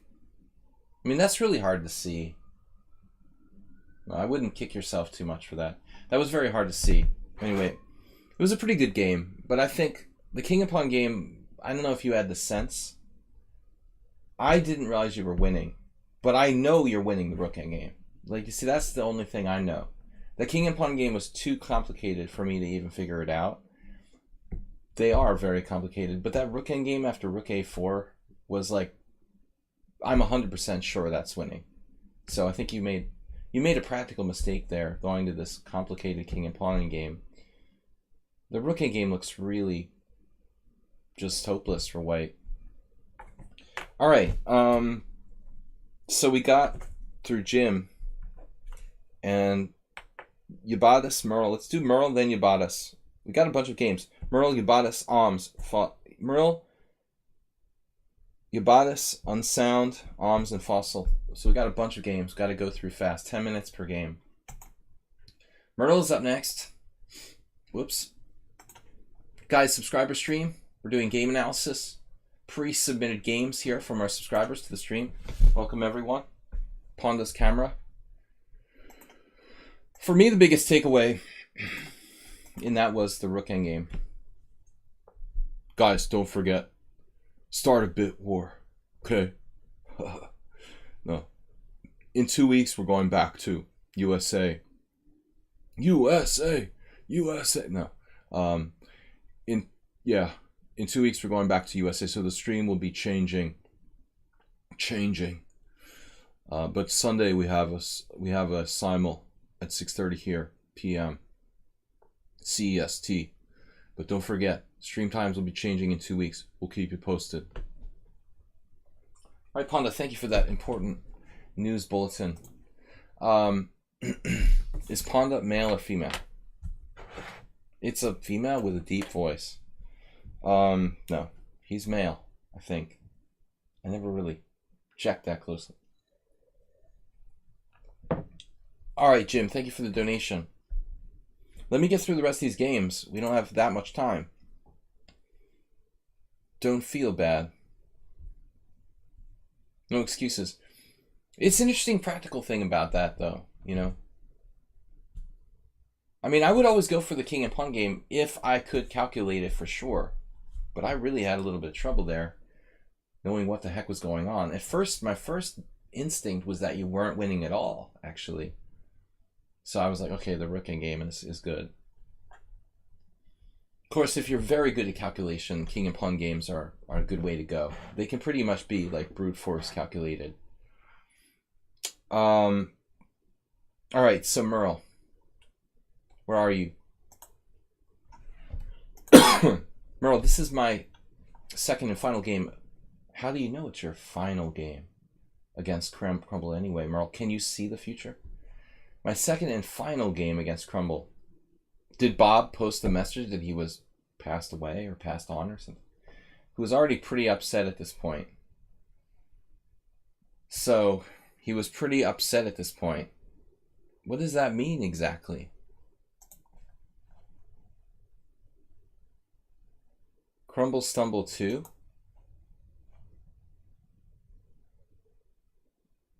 Is this like a live game?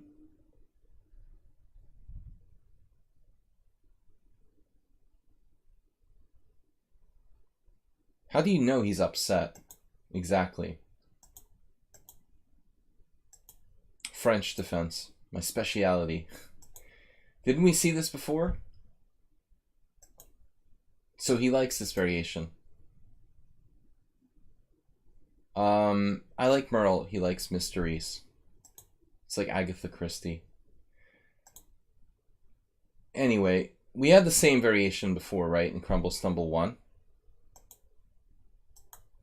So poor Crumble is trying to improve his Nimzabitch gambit, or whatever you call it. Shockingly, we're out of book now after Bishop D7.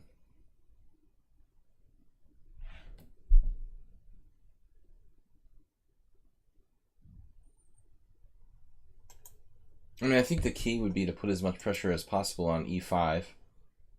I mean, I've tried to play this gambit for white. I have very limited knowledge and experience. But my biggest problem is when black's able to apply a lot of pressure to E5. But Vinnick has that game in a similar position where he played like knight G6 and F6 eventually. So this is very similar to the other game.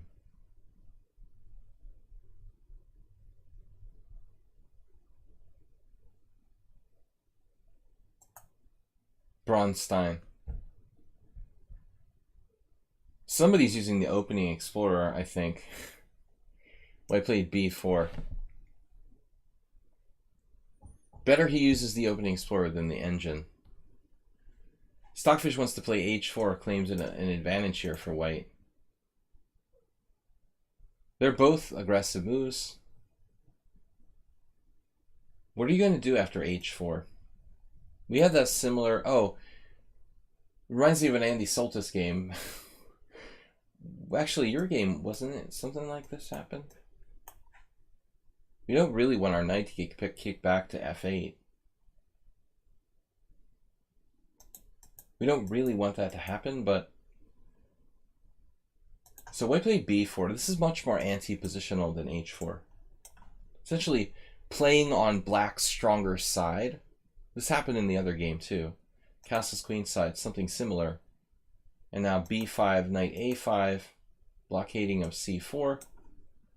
The other game was extremely similar to this. And now knight c4 voluntarily. And now Crumble just crumbled the pawn. You get a pawn back. a4 is fine. And now I'm a little concerned about a knight going to b5. I would have thought if I were black, I would have played bishop d7 here and retained the ability to play like a6. What do you guys think? This bishop retreat to a6, it gets in the way of the ability to play a6. I think that could be a problem. That's my intuition. So I think that's my only criticism of black's play in this game. Rook queenside. I love Madramas. He's not a big fan of rook queenside. I love it. That's like my son, who's 8. Like last year, he speaks better Hungarian, well, English and Hungarian. He doesn't know English that well formally. So he makes up stuff, and he said all body.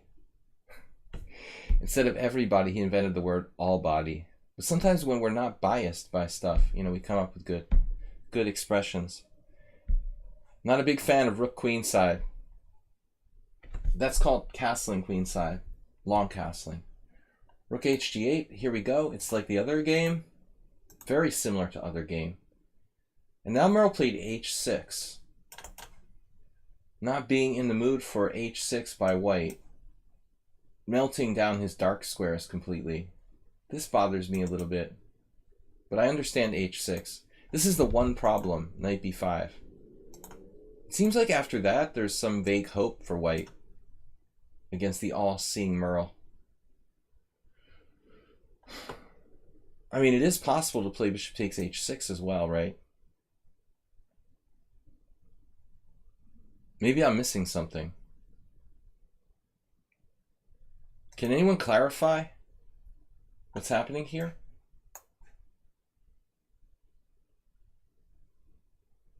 It's just a pawn. There is a slight problem, it looks like. I mean, some people might think of it as a way of opening the H-file for black, but I don't think that's going to work here.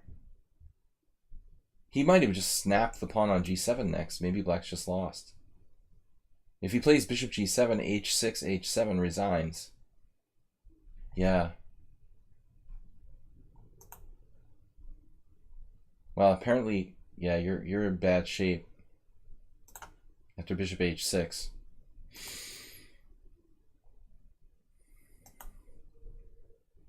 So Stumble wasn't doing that. I mean, Crumble wasn't doing that badly.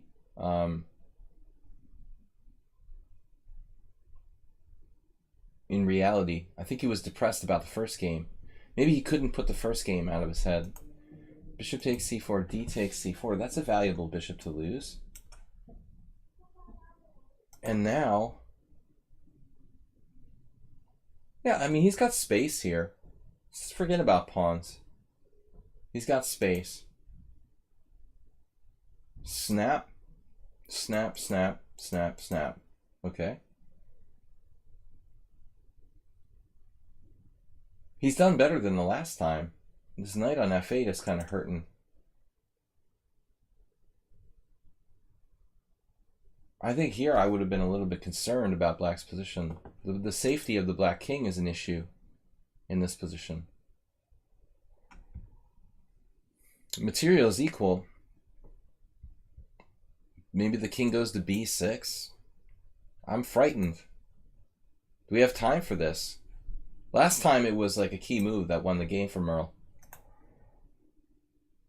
I mean, it's got to be something else for white here. No? Nothing. Knight e1.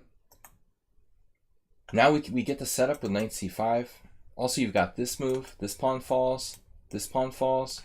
Well, I'm not worried about rook a7 too much. The important thing is we can get a blockade with a knight on c5. Right. That stops knight c5, obviously.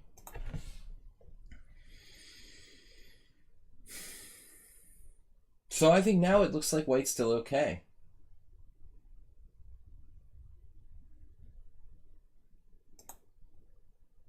An ambitious move.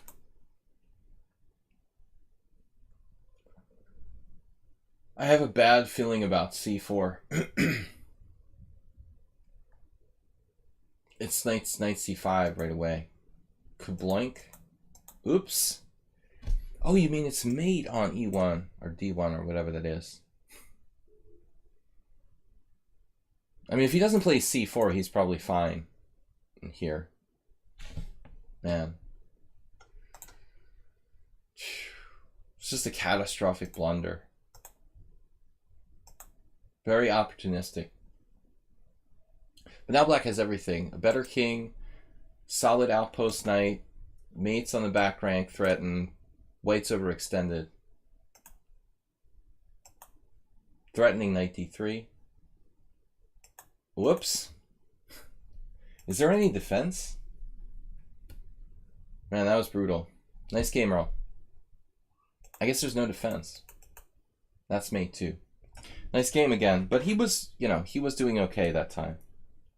That was a crumble. So, alright, we've got to do the Yabatis game. Yabatis did submit a game, didn't he? Games. What is this? Was this the game? No. Where is it? Yabatis. He would have been after Nefedov, actually. There. Is that it? Was that the games from the site? Was that the one I'm supposed to do? Or was it this? This is it.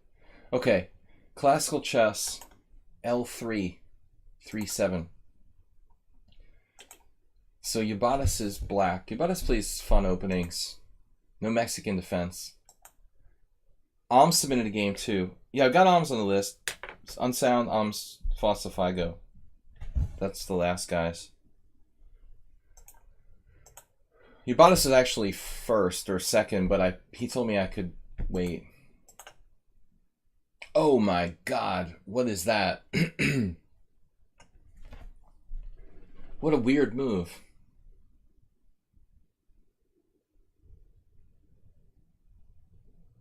Bella Badea. I lost to that guy. It's like the last round of a 9-round Swiss where I didn't lose a single game the whole tournament. He played the Gurganides of Caracan. That game really left a bad taste in my mouth. It's painful when you play like a 9-round tournament and you don't lose a single game the whole tournament, and then you lose in the last round. This is an interesting move, very creative, but objectively, I guess, there's a lot of good moves. D5, knight f6, anything.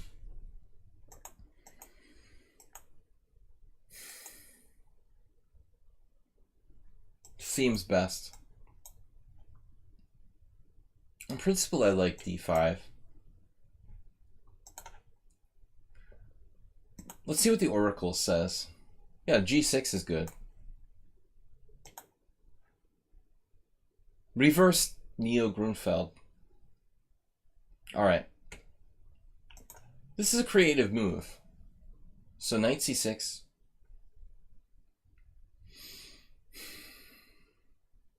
Do we have knight b5? Oh no. Oh no. There is a problem. Yabatas missed this. Knight b5, d5, queen d5, knight c7 check. This is probably not good. So that's the problem. Not anything else. This. Not good. Moksudlu against the 2466. It's kind of surprising that these guys, 2500, 2430, 2466, played this. So we have to do d6, it looks like. It might not be that bad for black, actually. That bad. It's relative. I would go with this and see what happens. White played knight takes c6. Okay, that's just lame. And I don't understand why Yabatas took with a d pawn here. I mean, this is fine. You have to play b takes c, clearly. All right. I mean, this equalizes, but do you want to equalize against the 1900, or do you want to play for a win? I want to play for a win. I'm playing b takes. This is fine if you want to draw. Badeabela and Lupulescu. Pankratov won a game with black in this position. How do you win this? Pretty lame. Yeah, I mean, white might not even want to play bishop g2. It's like a Neo Grunfeld. You should play e4 and try to put your bishop on c4. Badeabela knows how to make a draw against a strong player. Bishop e6 taking away the c4 square. The bishop's better off not going to g2, and Bela knows that. So he played like bishop e3, knight f6, f3. It's like a King's Indian attack. He plays something like maybe knight d2 and bishop c4.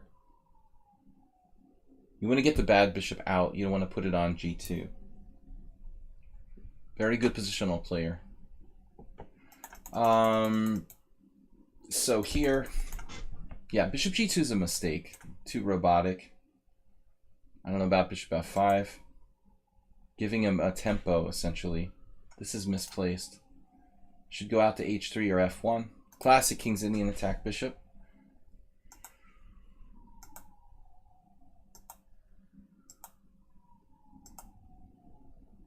Make your bishops great again. As I tell Acerbate all the time. Maybe that's a good move, though.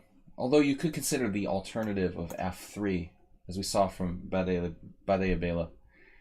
There's the possibility of h4, bishop h3. Trading off your bad bishop. Also back here to go to c4. Here. MBGA. This is a great move. This is exactly what white should be trying to do with his own. So Yabatas understood positionally. Oh, look, f3 and h3. Seems inefficient.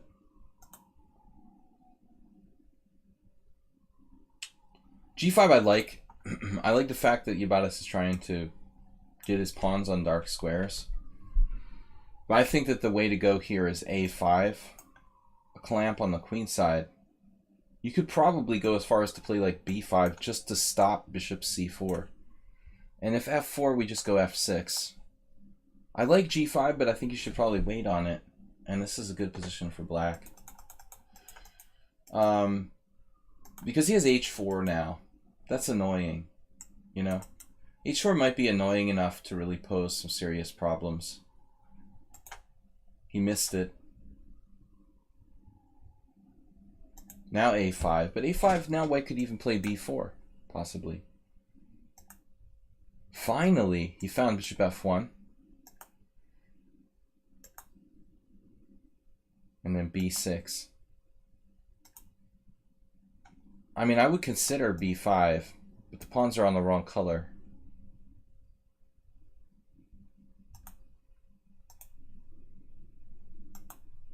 b6 was a little restrained. Now h4. Oh man, now there's this annoying counterplay. He should play rook h5. Tying me down.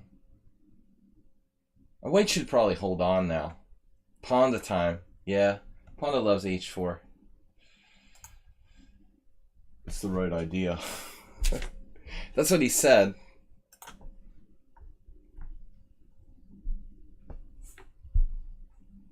I thought I was frozen. Of course. Who wouldn't play h4 there? The only chance. But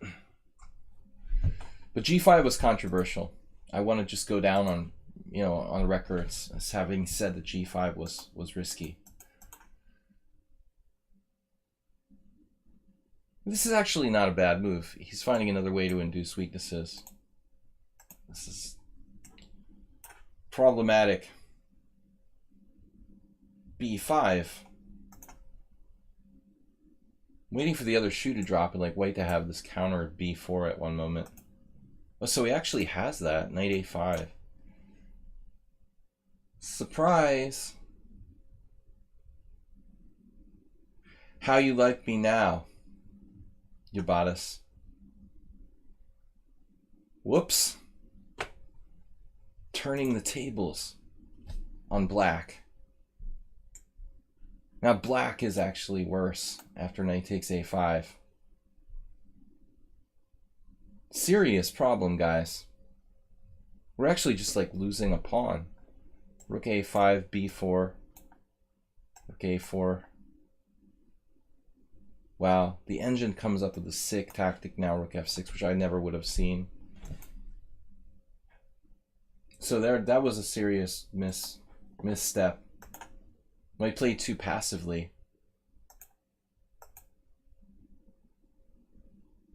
You might as well put all your pawns on white squares at this point. At least the knight has a square. b4, okay, good. So now we're just like gambling. Black has 14 minutes to white's 8.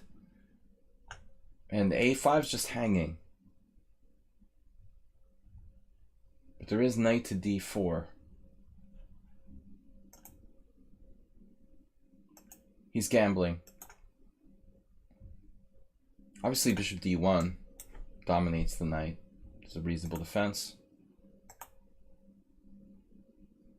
So, nice job gambling there. And then c4. Just melting. I'm melting. If it wasn't for the fact that black could just take it, it would be a good move.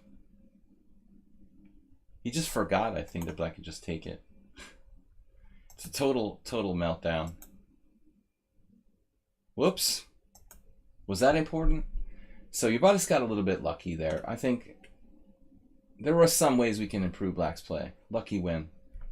All right, next submission is, we've got a half an hour left. We've got Someone on Sound, Alms, and Fossil Figo. Those are our last three for today, guys. Don't forget, subscriber stream on Sunday. I like the way that Yabatis played this game in general, but he was sloppy. White was sloppy, missing opportunities tactically, and then white just fell asleep playing c4. It should have probably been a draw if white had played competently there. All right, nice gamble there sacrificing the pawn, kind of distract white, I guess, confuse the issue. Okay, Someone on Sound, my highest, look at that, wow, highest rated draw ever online ratings. I gotta take away everybody's thunder. This is the Lance 5500. That's a high rating, 5500. I've never really played with Lance. He seems like a very strong player. I guess he doesn't play a lot over the board. Seems like a specialist. He's played a lot of marathons and very good results here. Seems stronger than an LM. Doesn't have a title. Very, very strong untitled player. Okay. So, Someone on Sound here is white. It's an Alpine Sicilian.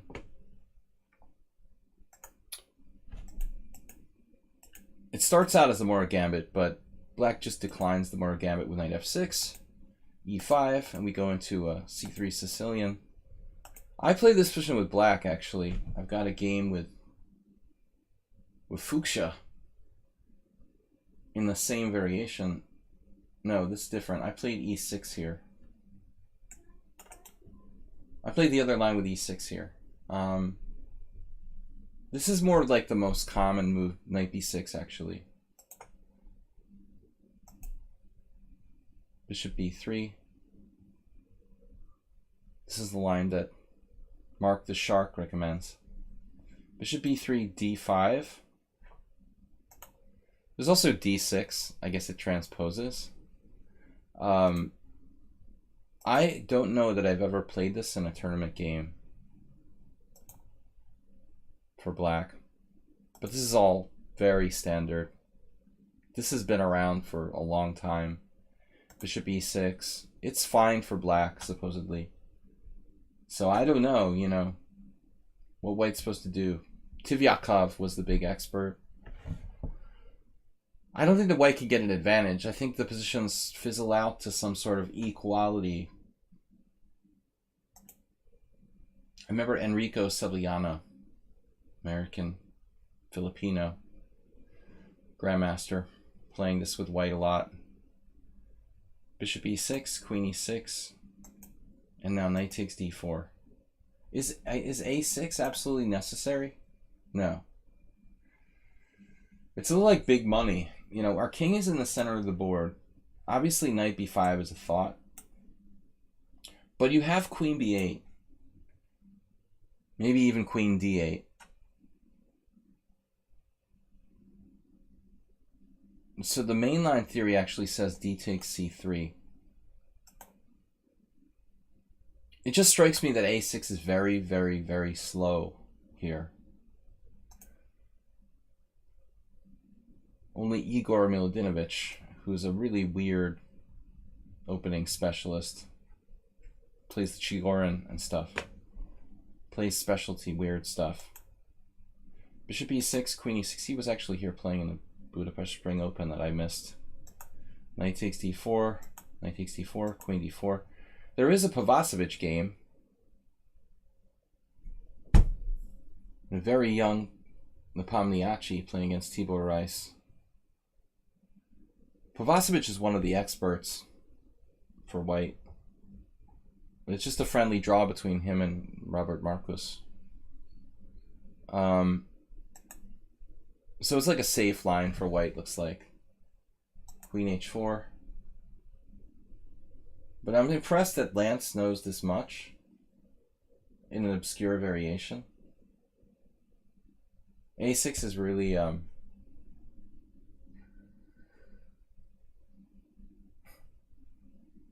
some random 1300 said someone on sound is cheating. He takes all kinds. Anybody, you know, he's probably a huge fan of Lance 5500, so everyone who doesn't lose in 10 moves is cheating. Well, you still made it pretty far on theory here to this point. Yeah, a6 is strange. I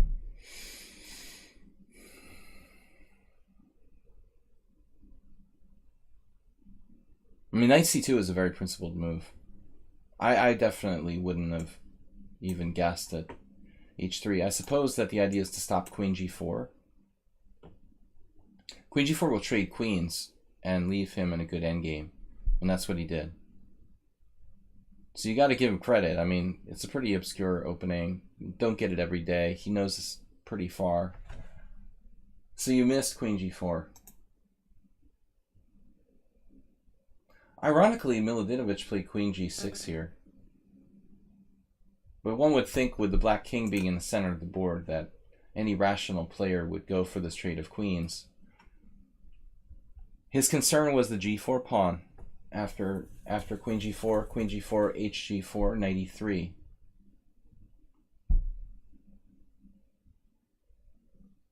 That's why Milodinovich played queen g6. So Lance knows better.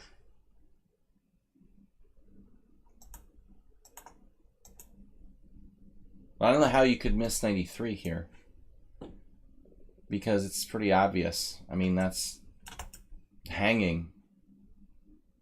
Black doesn't have f5. I don't know, that's strange oversight.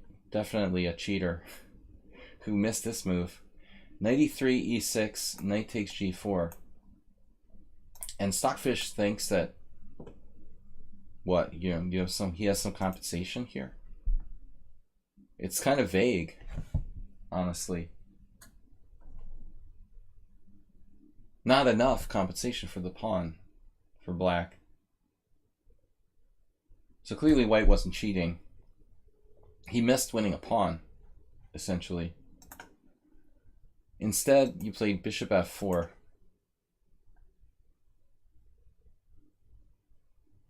Leaving that pawn on g4 could lead to your demise, ultimately. And now e6. Black does need to get developed, but there is this, be careful of the advancing avalanche. This is a good move. Backwardness on the h-file, kind of unpleasant now. Very principled move. Yeah, that's a weird oversight. He didn't like, I guess he didn't like knight d4, knight f5 check, so that's why he didn't play king e7 here. But he can just play g6. I guess this, and this. Move of the day. We just stop knight f5 physically. I don't see any problem here. I don't see any problem for black. The H file is going to be a bit of an issue. So now black is better. He was basically biased. He didn't like king e7, so he played this, which is a bad move, and he loses time, and he doesn't connect his rooks. Well, he was afraid. He was afraid of knight f5. He didn't stop to think of simply g6. And I hate this, abandoning the h file. Very, very strange play. But he's like playing super fast. He's a specialist in playing super fast. So I would think his game isn't that deep, actually. You know? You would have a lack of depth to your game if you're constantly playing 1-minute chess and super fast games. But you drifted here bad. I mean, now he's better. Get that strong D file. This is terrible. I mean, I don't know why rook c1. I guess it doesn't matter. You could play like rook e5, rook here. You might as well just play rook e5, rook e1. Now he centralizes his king after castling. Uh-oh.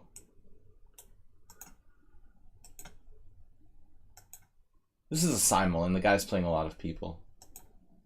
Here. Desperation. I think I might consider f3. Then black could sack the exchange. Rook takes d4. Actually, he could sack the exchange now. f3, rook takes d4. Can we do that? But now you have a good chance of groveling for a draw here. It's a draw.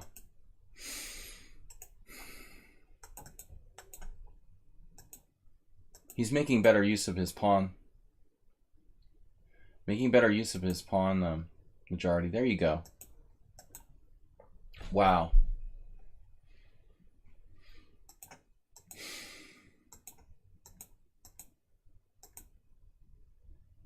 Bailing out. Strong pawns.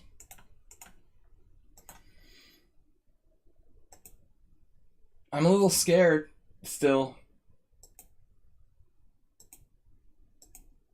Active king. Oh no. That was crazy. He's still got 49 minutes left. Now it's like 3 connected passed pawns for a rook if he wants.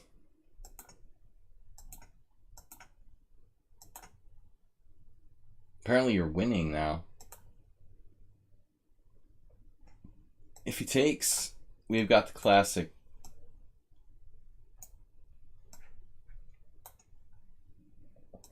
This is like a game I had on my stream a couple weeks ago, except I had just like 2 pawns in that game. The black king's too strong here. White is just lost. So e4, he blunders, and you... What happened here? Mate in 28. What? Yeah, but those pawns are just stopped. So like rook g8, king f7. You played rook f8 check, helping him. It's actually not that easy. King e3, king g5, rook g8 check, followed by king f4, and you're winning. Yeah, I guess this is kind of winning, like king e3. You're a little too ambitious. Now it's a draw. That's tough to swallow. Well, probably someone on sound was getting short on time. Back and forth game. A good fight. Okay, guys, we have time for the last 2 games. Alms, Fossifago. Can you possibly miss a move in 20? Mate in 28. Okay, last 2 games, guys and girls. Alms, my painful loss yesterday. Oh no. At least it wasn't an over the board game. I couldn't stand the fact that I missed the win, so I didn't take the draw and overpressed. Typical mistake. Oh boy, this is a long one. Let's take a look. Alms versus Nighty Night. Nighty Night rated 2085. Wow, look at that graph. Look at the graph. Alms is white. Thank you, someone on sound, for the donation. Someone on sound, 2nd place in donations. He's 6 ahead of Merle. d4, knight f6, knight f3, d5. We got a Slav. e3. What is this, the Palliser repertoire? I'm not a player. Yeah, I'm just not a guy who plays e3, but it's extremely popular at the highest levels. This is actually a good system with knight h4 that you're playing here. This is the best. Definitely.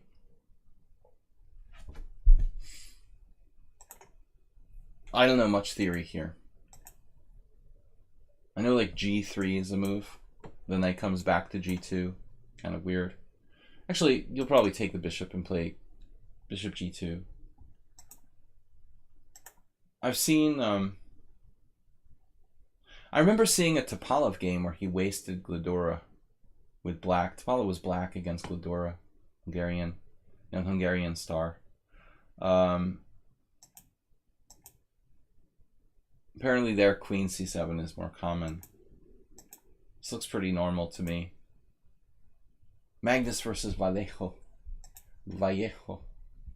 So bishop d6. Trying to break out with e5 later. So attacking h2, obviously.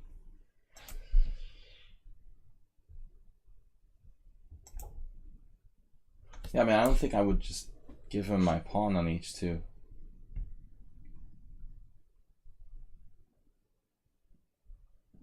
He's always taking an insane amount of extra time, but he doesn't even use it. He doesn't even need it. So you can't play g3 because of like rook h2 and bishop g3 check. So it turns out like there is no good way to guard that pawn. I guess f4 you have to play. Looks like a hole, but because black doesn't have a white square bishop, I guess it's not that bad. White has an excellent score in the few games that have been played here. So I mean, basically this is just like not really a move. Interesting. Bishops before knights. I can understand not liking f4. I mean, can he possibly have like g5 or something? There was one game where that was played. Neverov couldn't win. This is a recent game.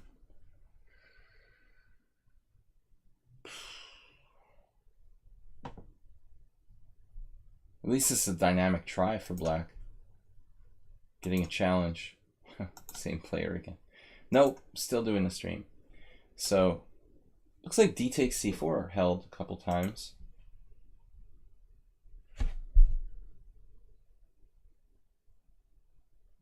I guess f4 is best. I don't know what else to recommend. The engine doesn't really like it though. It does make sense, this line. Queen b3, a b3, bishop b4. Focus on the e4 square. Actually, I don't know who any of these players... Oh, my friend Anna Ushanina is down to 24-16, former women's world champion. She's getting close to my rating. Yeah, this actually seems like a reasonable try for black. The best. So what can you do? The engine wants to play h3. That's sick. Carlsen actually played that. Just like, I don't care about g3. He'll probably play king d1. The Flumbort versus Vita Albert. This is an old game from Budapest GM tournament. Why not? You know? Funny that h3 is not bad. That's thinking outside the box, though. Gotta give them credit for that.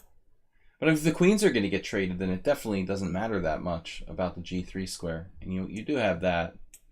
But I agree, like, it's hard over the board to play that without knowing the position. Castle's queenside is also reasonable. All right. So he did castle queenside. Following the Sasha Kiran.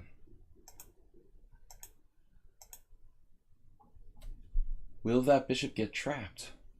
So neither of these other players had the guts to play rook takes h2. We have to take. And, you know, the first thought is trying to trap the bishop on h2.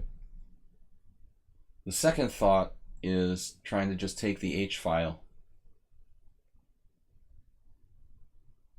I mean, basically you're down a pawn.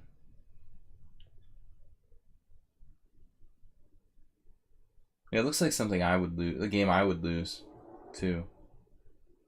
Get kind of depressed, like I'm down a pawn and I don't have anything for it. It's amazing. This wasn't played in the other games.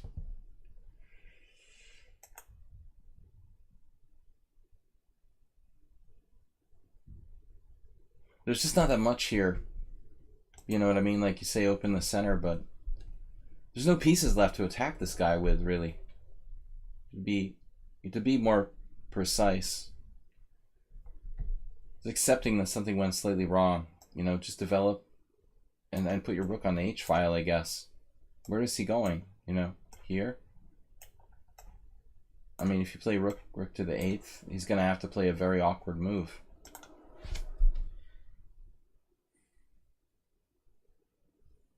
I mean, at the end of the day, I would be optimistic you could draw this because of the doubled pawns. It seems like his double pawns are worse than your double pawns. I can't really put my finger on why that is. You have the bishop pair, though, and I think that's important.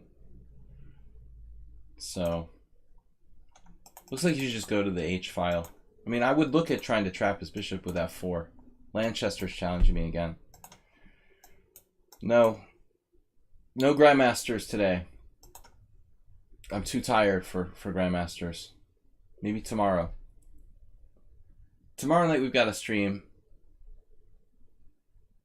What am I talking about? Tomorrow morning we have a stream. I didn't even mention it. I've been talking about the final on Sunday. We've got Friday, 10 a.m. Blitz and Rap Chess here. So Lanchester, you can challenge me tomorrow morning. Beat me tomorrow morning. We're gonna wrap this up, guys, in a few minutes. One more game. We'll get through this quickly. So I don't think that opening. I mean, I agree, that opening the position for the bishops would be good. Maybe. But this is inconsistent now. You said you wanted to open the position. Or are you playing e5?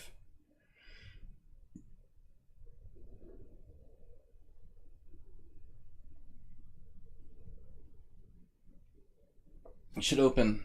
Then open. I'm too tired to play him now. He's challenging me to different time controls. He's desperate. I had to decline him earlier because I was doing a lesson. Now he thinks I hate him or something. I'm just too tired after the full stream to play. And I've got to do another game.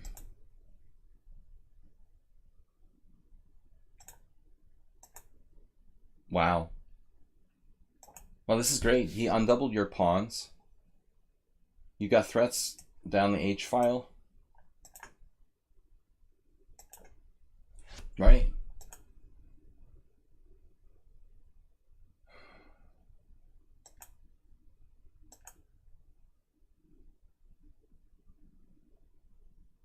So what do you do now? Like something ridiculous like bishop to b1? That's what I would have played. Yeah. And now you're threatening rook takes h5 and knight takes g3.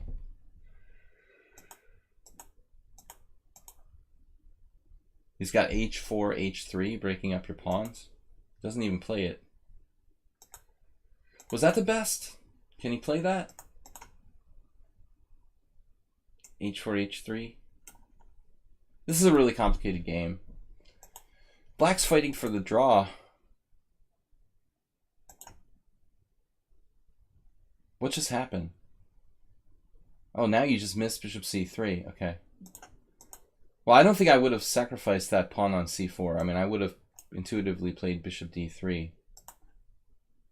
I'm taking my chances. I mean, worst case scenario, we'll repeat moves. You know? I think, like, I want to make sure I have a draw before I have a loss, you know? But you must have missed something pretty major here. Right, well, I mean, I want to at least make sure I have the draw first. And then we'll see if we have more than a draw. You know, but I want to keep the draw. Like you said, you went too far. I understand. You basically went too far.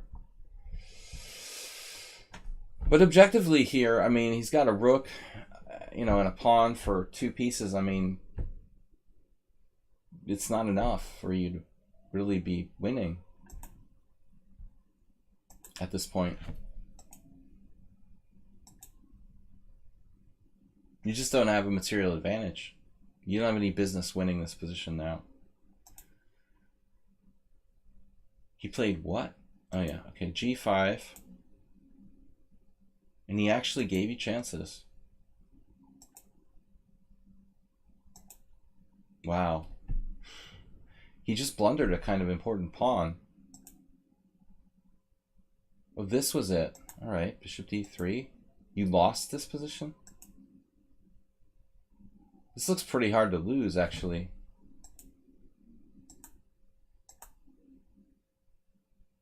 The problem with that, it was hard to win, too. I've been there. This is really a lot of mistakes. Game advantage changed hands a lot. So apparently this was a key moment. Hard to find a subtle move like bishop e2, though. Both sides running out of time.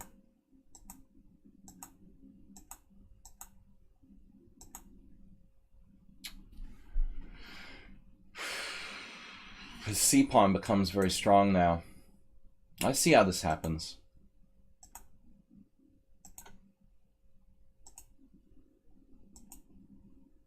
You got really passive. And apparently it's still holdable. But at some point you have to accept, yeah, it's hard. You have to accept that you're not winning and concretely play for a draw. A lot of people have a hard time doing that. I don't. I don't mind draws. You know, I mean, I don't like it if my opponent's lower rated, but I'm willing to do it. Now you just went completely crazy.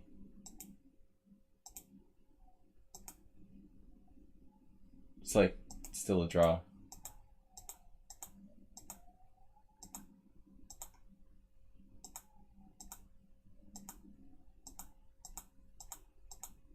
Now he's playing for a win. Check on f6 can't be a bad move. Can it? I would check on f6 and play g5. Bishop g5 is kind of a weird move. Blocking your g pawn. That is a little awkward. Well, apparently you're still better after bishop g4. That's insane. It's still got to be a draw. Very strange material imbalance. I can see how he lost, though, in time pressure. Wow. Here he actually has c2 check. Bishop c2. What are you going to play? Here? What's the position? c2 check, king c1? King c3. Oh my gosh. That's sick. And then some sort of rook h2. Black's winning. That's brutal. This was complicated. Really complicated. But I don't think I would have put myself in a situation with my bishop on c1. When he played... Okay, there it's too late, but at this point I would have played bishop f6 check. Here. I guess you might eventually get into a tangle anyway. Yeah, apparently like you couldn't avoid it. You can't avoid having to do that. Oh man, that's awkward. It wouldn't have changed anything. So you had to do this. And now you have to find bishop g4. It's actually not that hard. So bishop g4, what does he play? Rook a6. He has to be very careful. Rook a6, g6, c2 check, king d2, rook d6 check, king e2. Wow. Oh man, this is crazy. Queen, queen, rook e1 check. And now you play this position. Try to win that. Okay, so bishop g5 was a little more accurate. So at the end, it was like this crazy position where you blundered. And it's still a draw. You really went too far.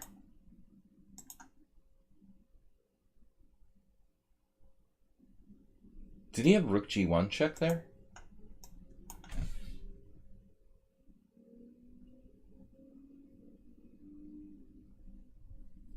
Say what?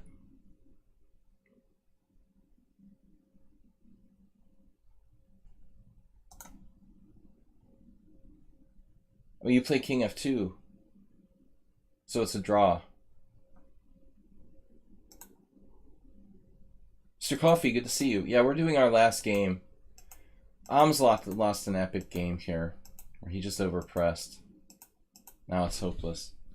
Yeah, I don't know. I mean, it's just an online game, so I guess it's easy to overpress. If it was an over-the-board game, maybe you would have treated it differently.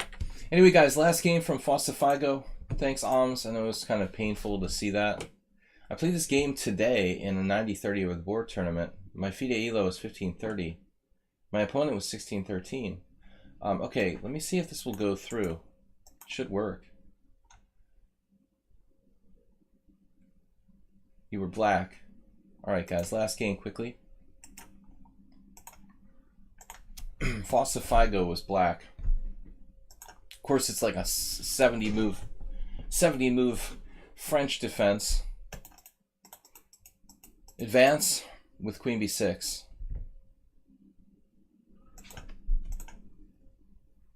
This is how I lost to Hikaru Nakamura. Like one of the only French defenses of my life. It was a long time ago, I can't remember. I only lost against Hikaru in long games. I tried to bluff him with d4, e6, but he played e4 anyway. Right, so this is the idea. I don't remember what Hikaru did now. It was like a c4 probably. Bishop b5, though this isn't supposed to be that good for white. They're supposed to play c4. So here, just a routine developing move. This makes a lot of sense, yeah, to stay on the diagonal. It's equal, though, probably. Still, white is probably equal. The space should compensate, even though he's traded off his good bishop. The queen e2, yeah, queen e2, king e2, cd, knight b5 should equalize.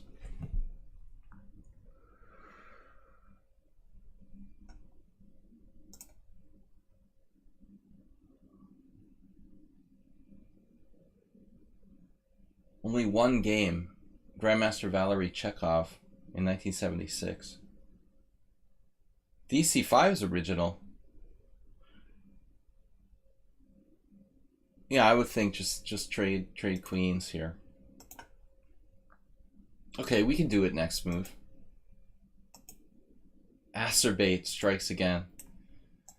Well, white better, you know, have a plan here. You gonna stay with your king on e1 for the rest of the game or what? Like, just let's go into this endgame before something bad happens. Alright, bishop e3, I understand that. But the longer the queen stays here, the more dangerous it becomes for white. It's a good move. I completely don't understand. Making my bishop great again. Do you think Hikaru could ever be world champ? Yeah, I mean, I guess it's possible. I mean, the odds are against him. Let's say that, you know. The odds are definitely against him. I mean, if he's streaming on Twitch, I don't think that he's concentrating on trying to become world champion anymore. Just like me. But, you know, as I said before, I think if he had focused a long time ago more on stuff instead of playing bullet chess, he would have better chances. It's his decision, you know. Maybe he doesn't want to be world champion. There's a lot of responsibility that comes with being that kind of celebrity. Knight c6, b takes c6. This is looking better and better. Now we have a strong center to go along with the fact that he can't castle. Finally, he wakes up. But knight c6 was a serious mistake, strategically. Well, the funny thing with Hikaru was that he sort of went in stutter steps. Like, I didn't think Hikaru was a massive, massive talent at first. I mean, I've known him since he was pretty small, and he was talented, but nobody thought he was like world championship caliber. And all of a sudden he had this huge growth spurt, and, you know, that shocked everyone, how far he really did get, you know, and then he kind of stopped again. So you don't really know what's going to happen. I mean, he surprised everyone with a massive improvement, and then you expect him to go all the way. But, I mean, I thought Aronian could maybe be world champion too, and he just didn't seem to have, his heart wasn't in it. It's hard. There's a lot of pressure at that level. Magnus is like a machine. c5. I mean, I'm thinking about everything here. Maybe even, as crazy it sounds, like king d7 is an interesting move, just to connect the rooks. f6 is an interesting move, letting this bishop play again, but controlling the center. f5. Maybe even f5 to try to awkwardly threaten his bishop. It would be a very weird game after something like f5, h4. I am curious what the engine says here. h5. No, h5 is good. I don't like castles. The black king might be better off in the center, somewhere like f6. c5 is fine. It's a way of playing. Yeah, now that you've played c5, you could still consider something like king d7, king c6. Maybe a5. I don't think I would castle. a5 here, grabbing some space. I was dreaming of a5, king d7, king c6, rook fb8. Or maybe just the wing pawn like the engine was recommending. I don't really like castles. This is not bad though. I'm not sure he should have pulled his knight off of f3. This is committal. A lot of different options at black's disposal here. Maybe a5, grabbing space on the queen side should be considered. I mean, this isn't bad, but it changes the game pretty tremendously. I have to consult Merle Dixon. But I like it, though. It's growing on me. You know, your play is growing on me here. Black's still better. But at the end of the day, we're going to have to do something. Actually, we're going to win this, aren't we? Ooh, this is better than I thought. I like it. All right, I changed my mind. I like it. So, you sort of snuck up on him. That's what he gets for the bishop on g3. Looks like he has to take. Take it or leave it. This is probably white's best. You take back with the bishop or the pawn. Black is slightly better. Wow, that was sneaky. Very sneaky. F6, even I didn't see it coming. Just picked it off. His king is in an unfortunate position. Maybe, yeah, nothing he can do. Oh, that's awkward. Can we still play king f1? That's the game. Bishop d8. Nice maneuver. Merle would really be proud of this game. Okay, now we got him sort of tied down, but you might need a second weakness. So I'm thinking at this point, it's the principle of two weaknesses. There are a couple different things we could do. We could move our knight, like Andy Soltis. We could play knight h8, g5, and launch a kingside pawn storm. Like g5, g4, h4. Or we might just want to grab space on the queen side and try to play principle of two weaknesses style. I don't like knight b4. I think you're letting him off the hook here. To some degree.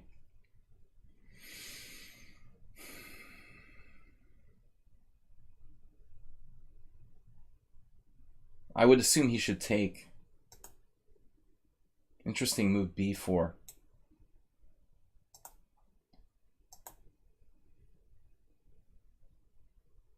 That sucks, though. So knight h4 is just a blunder.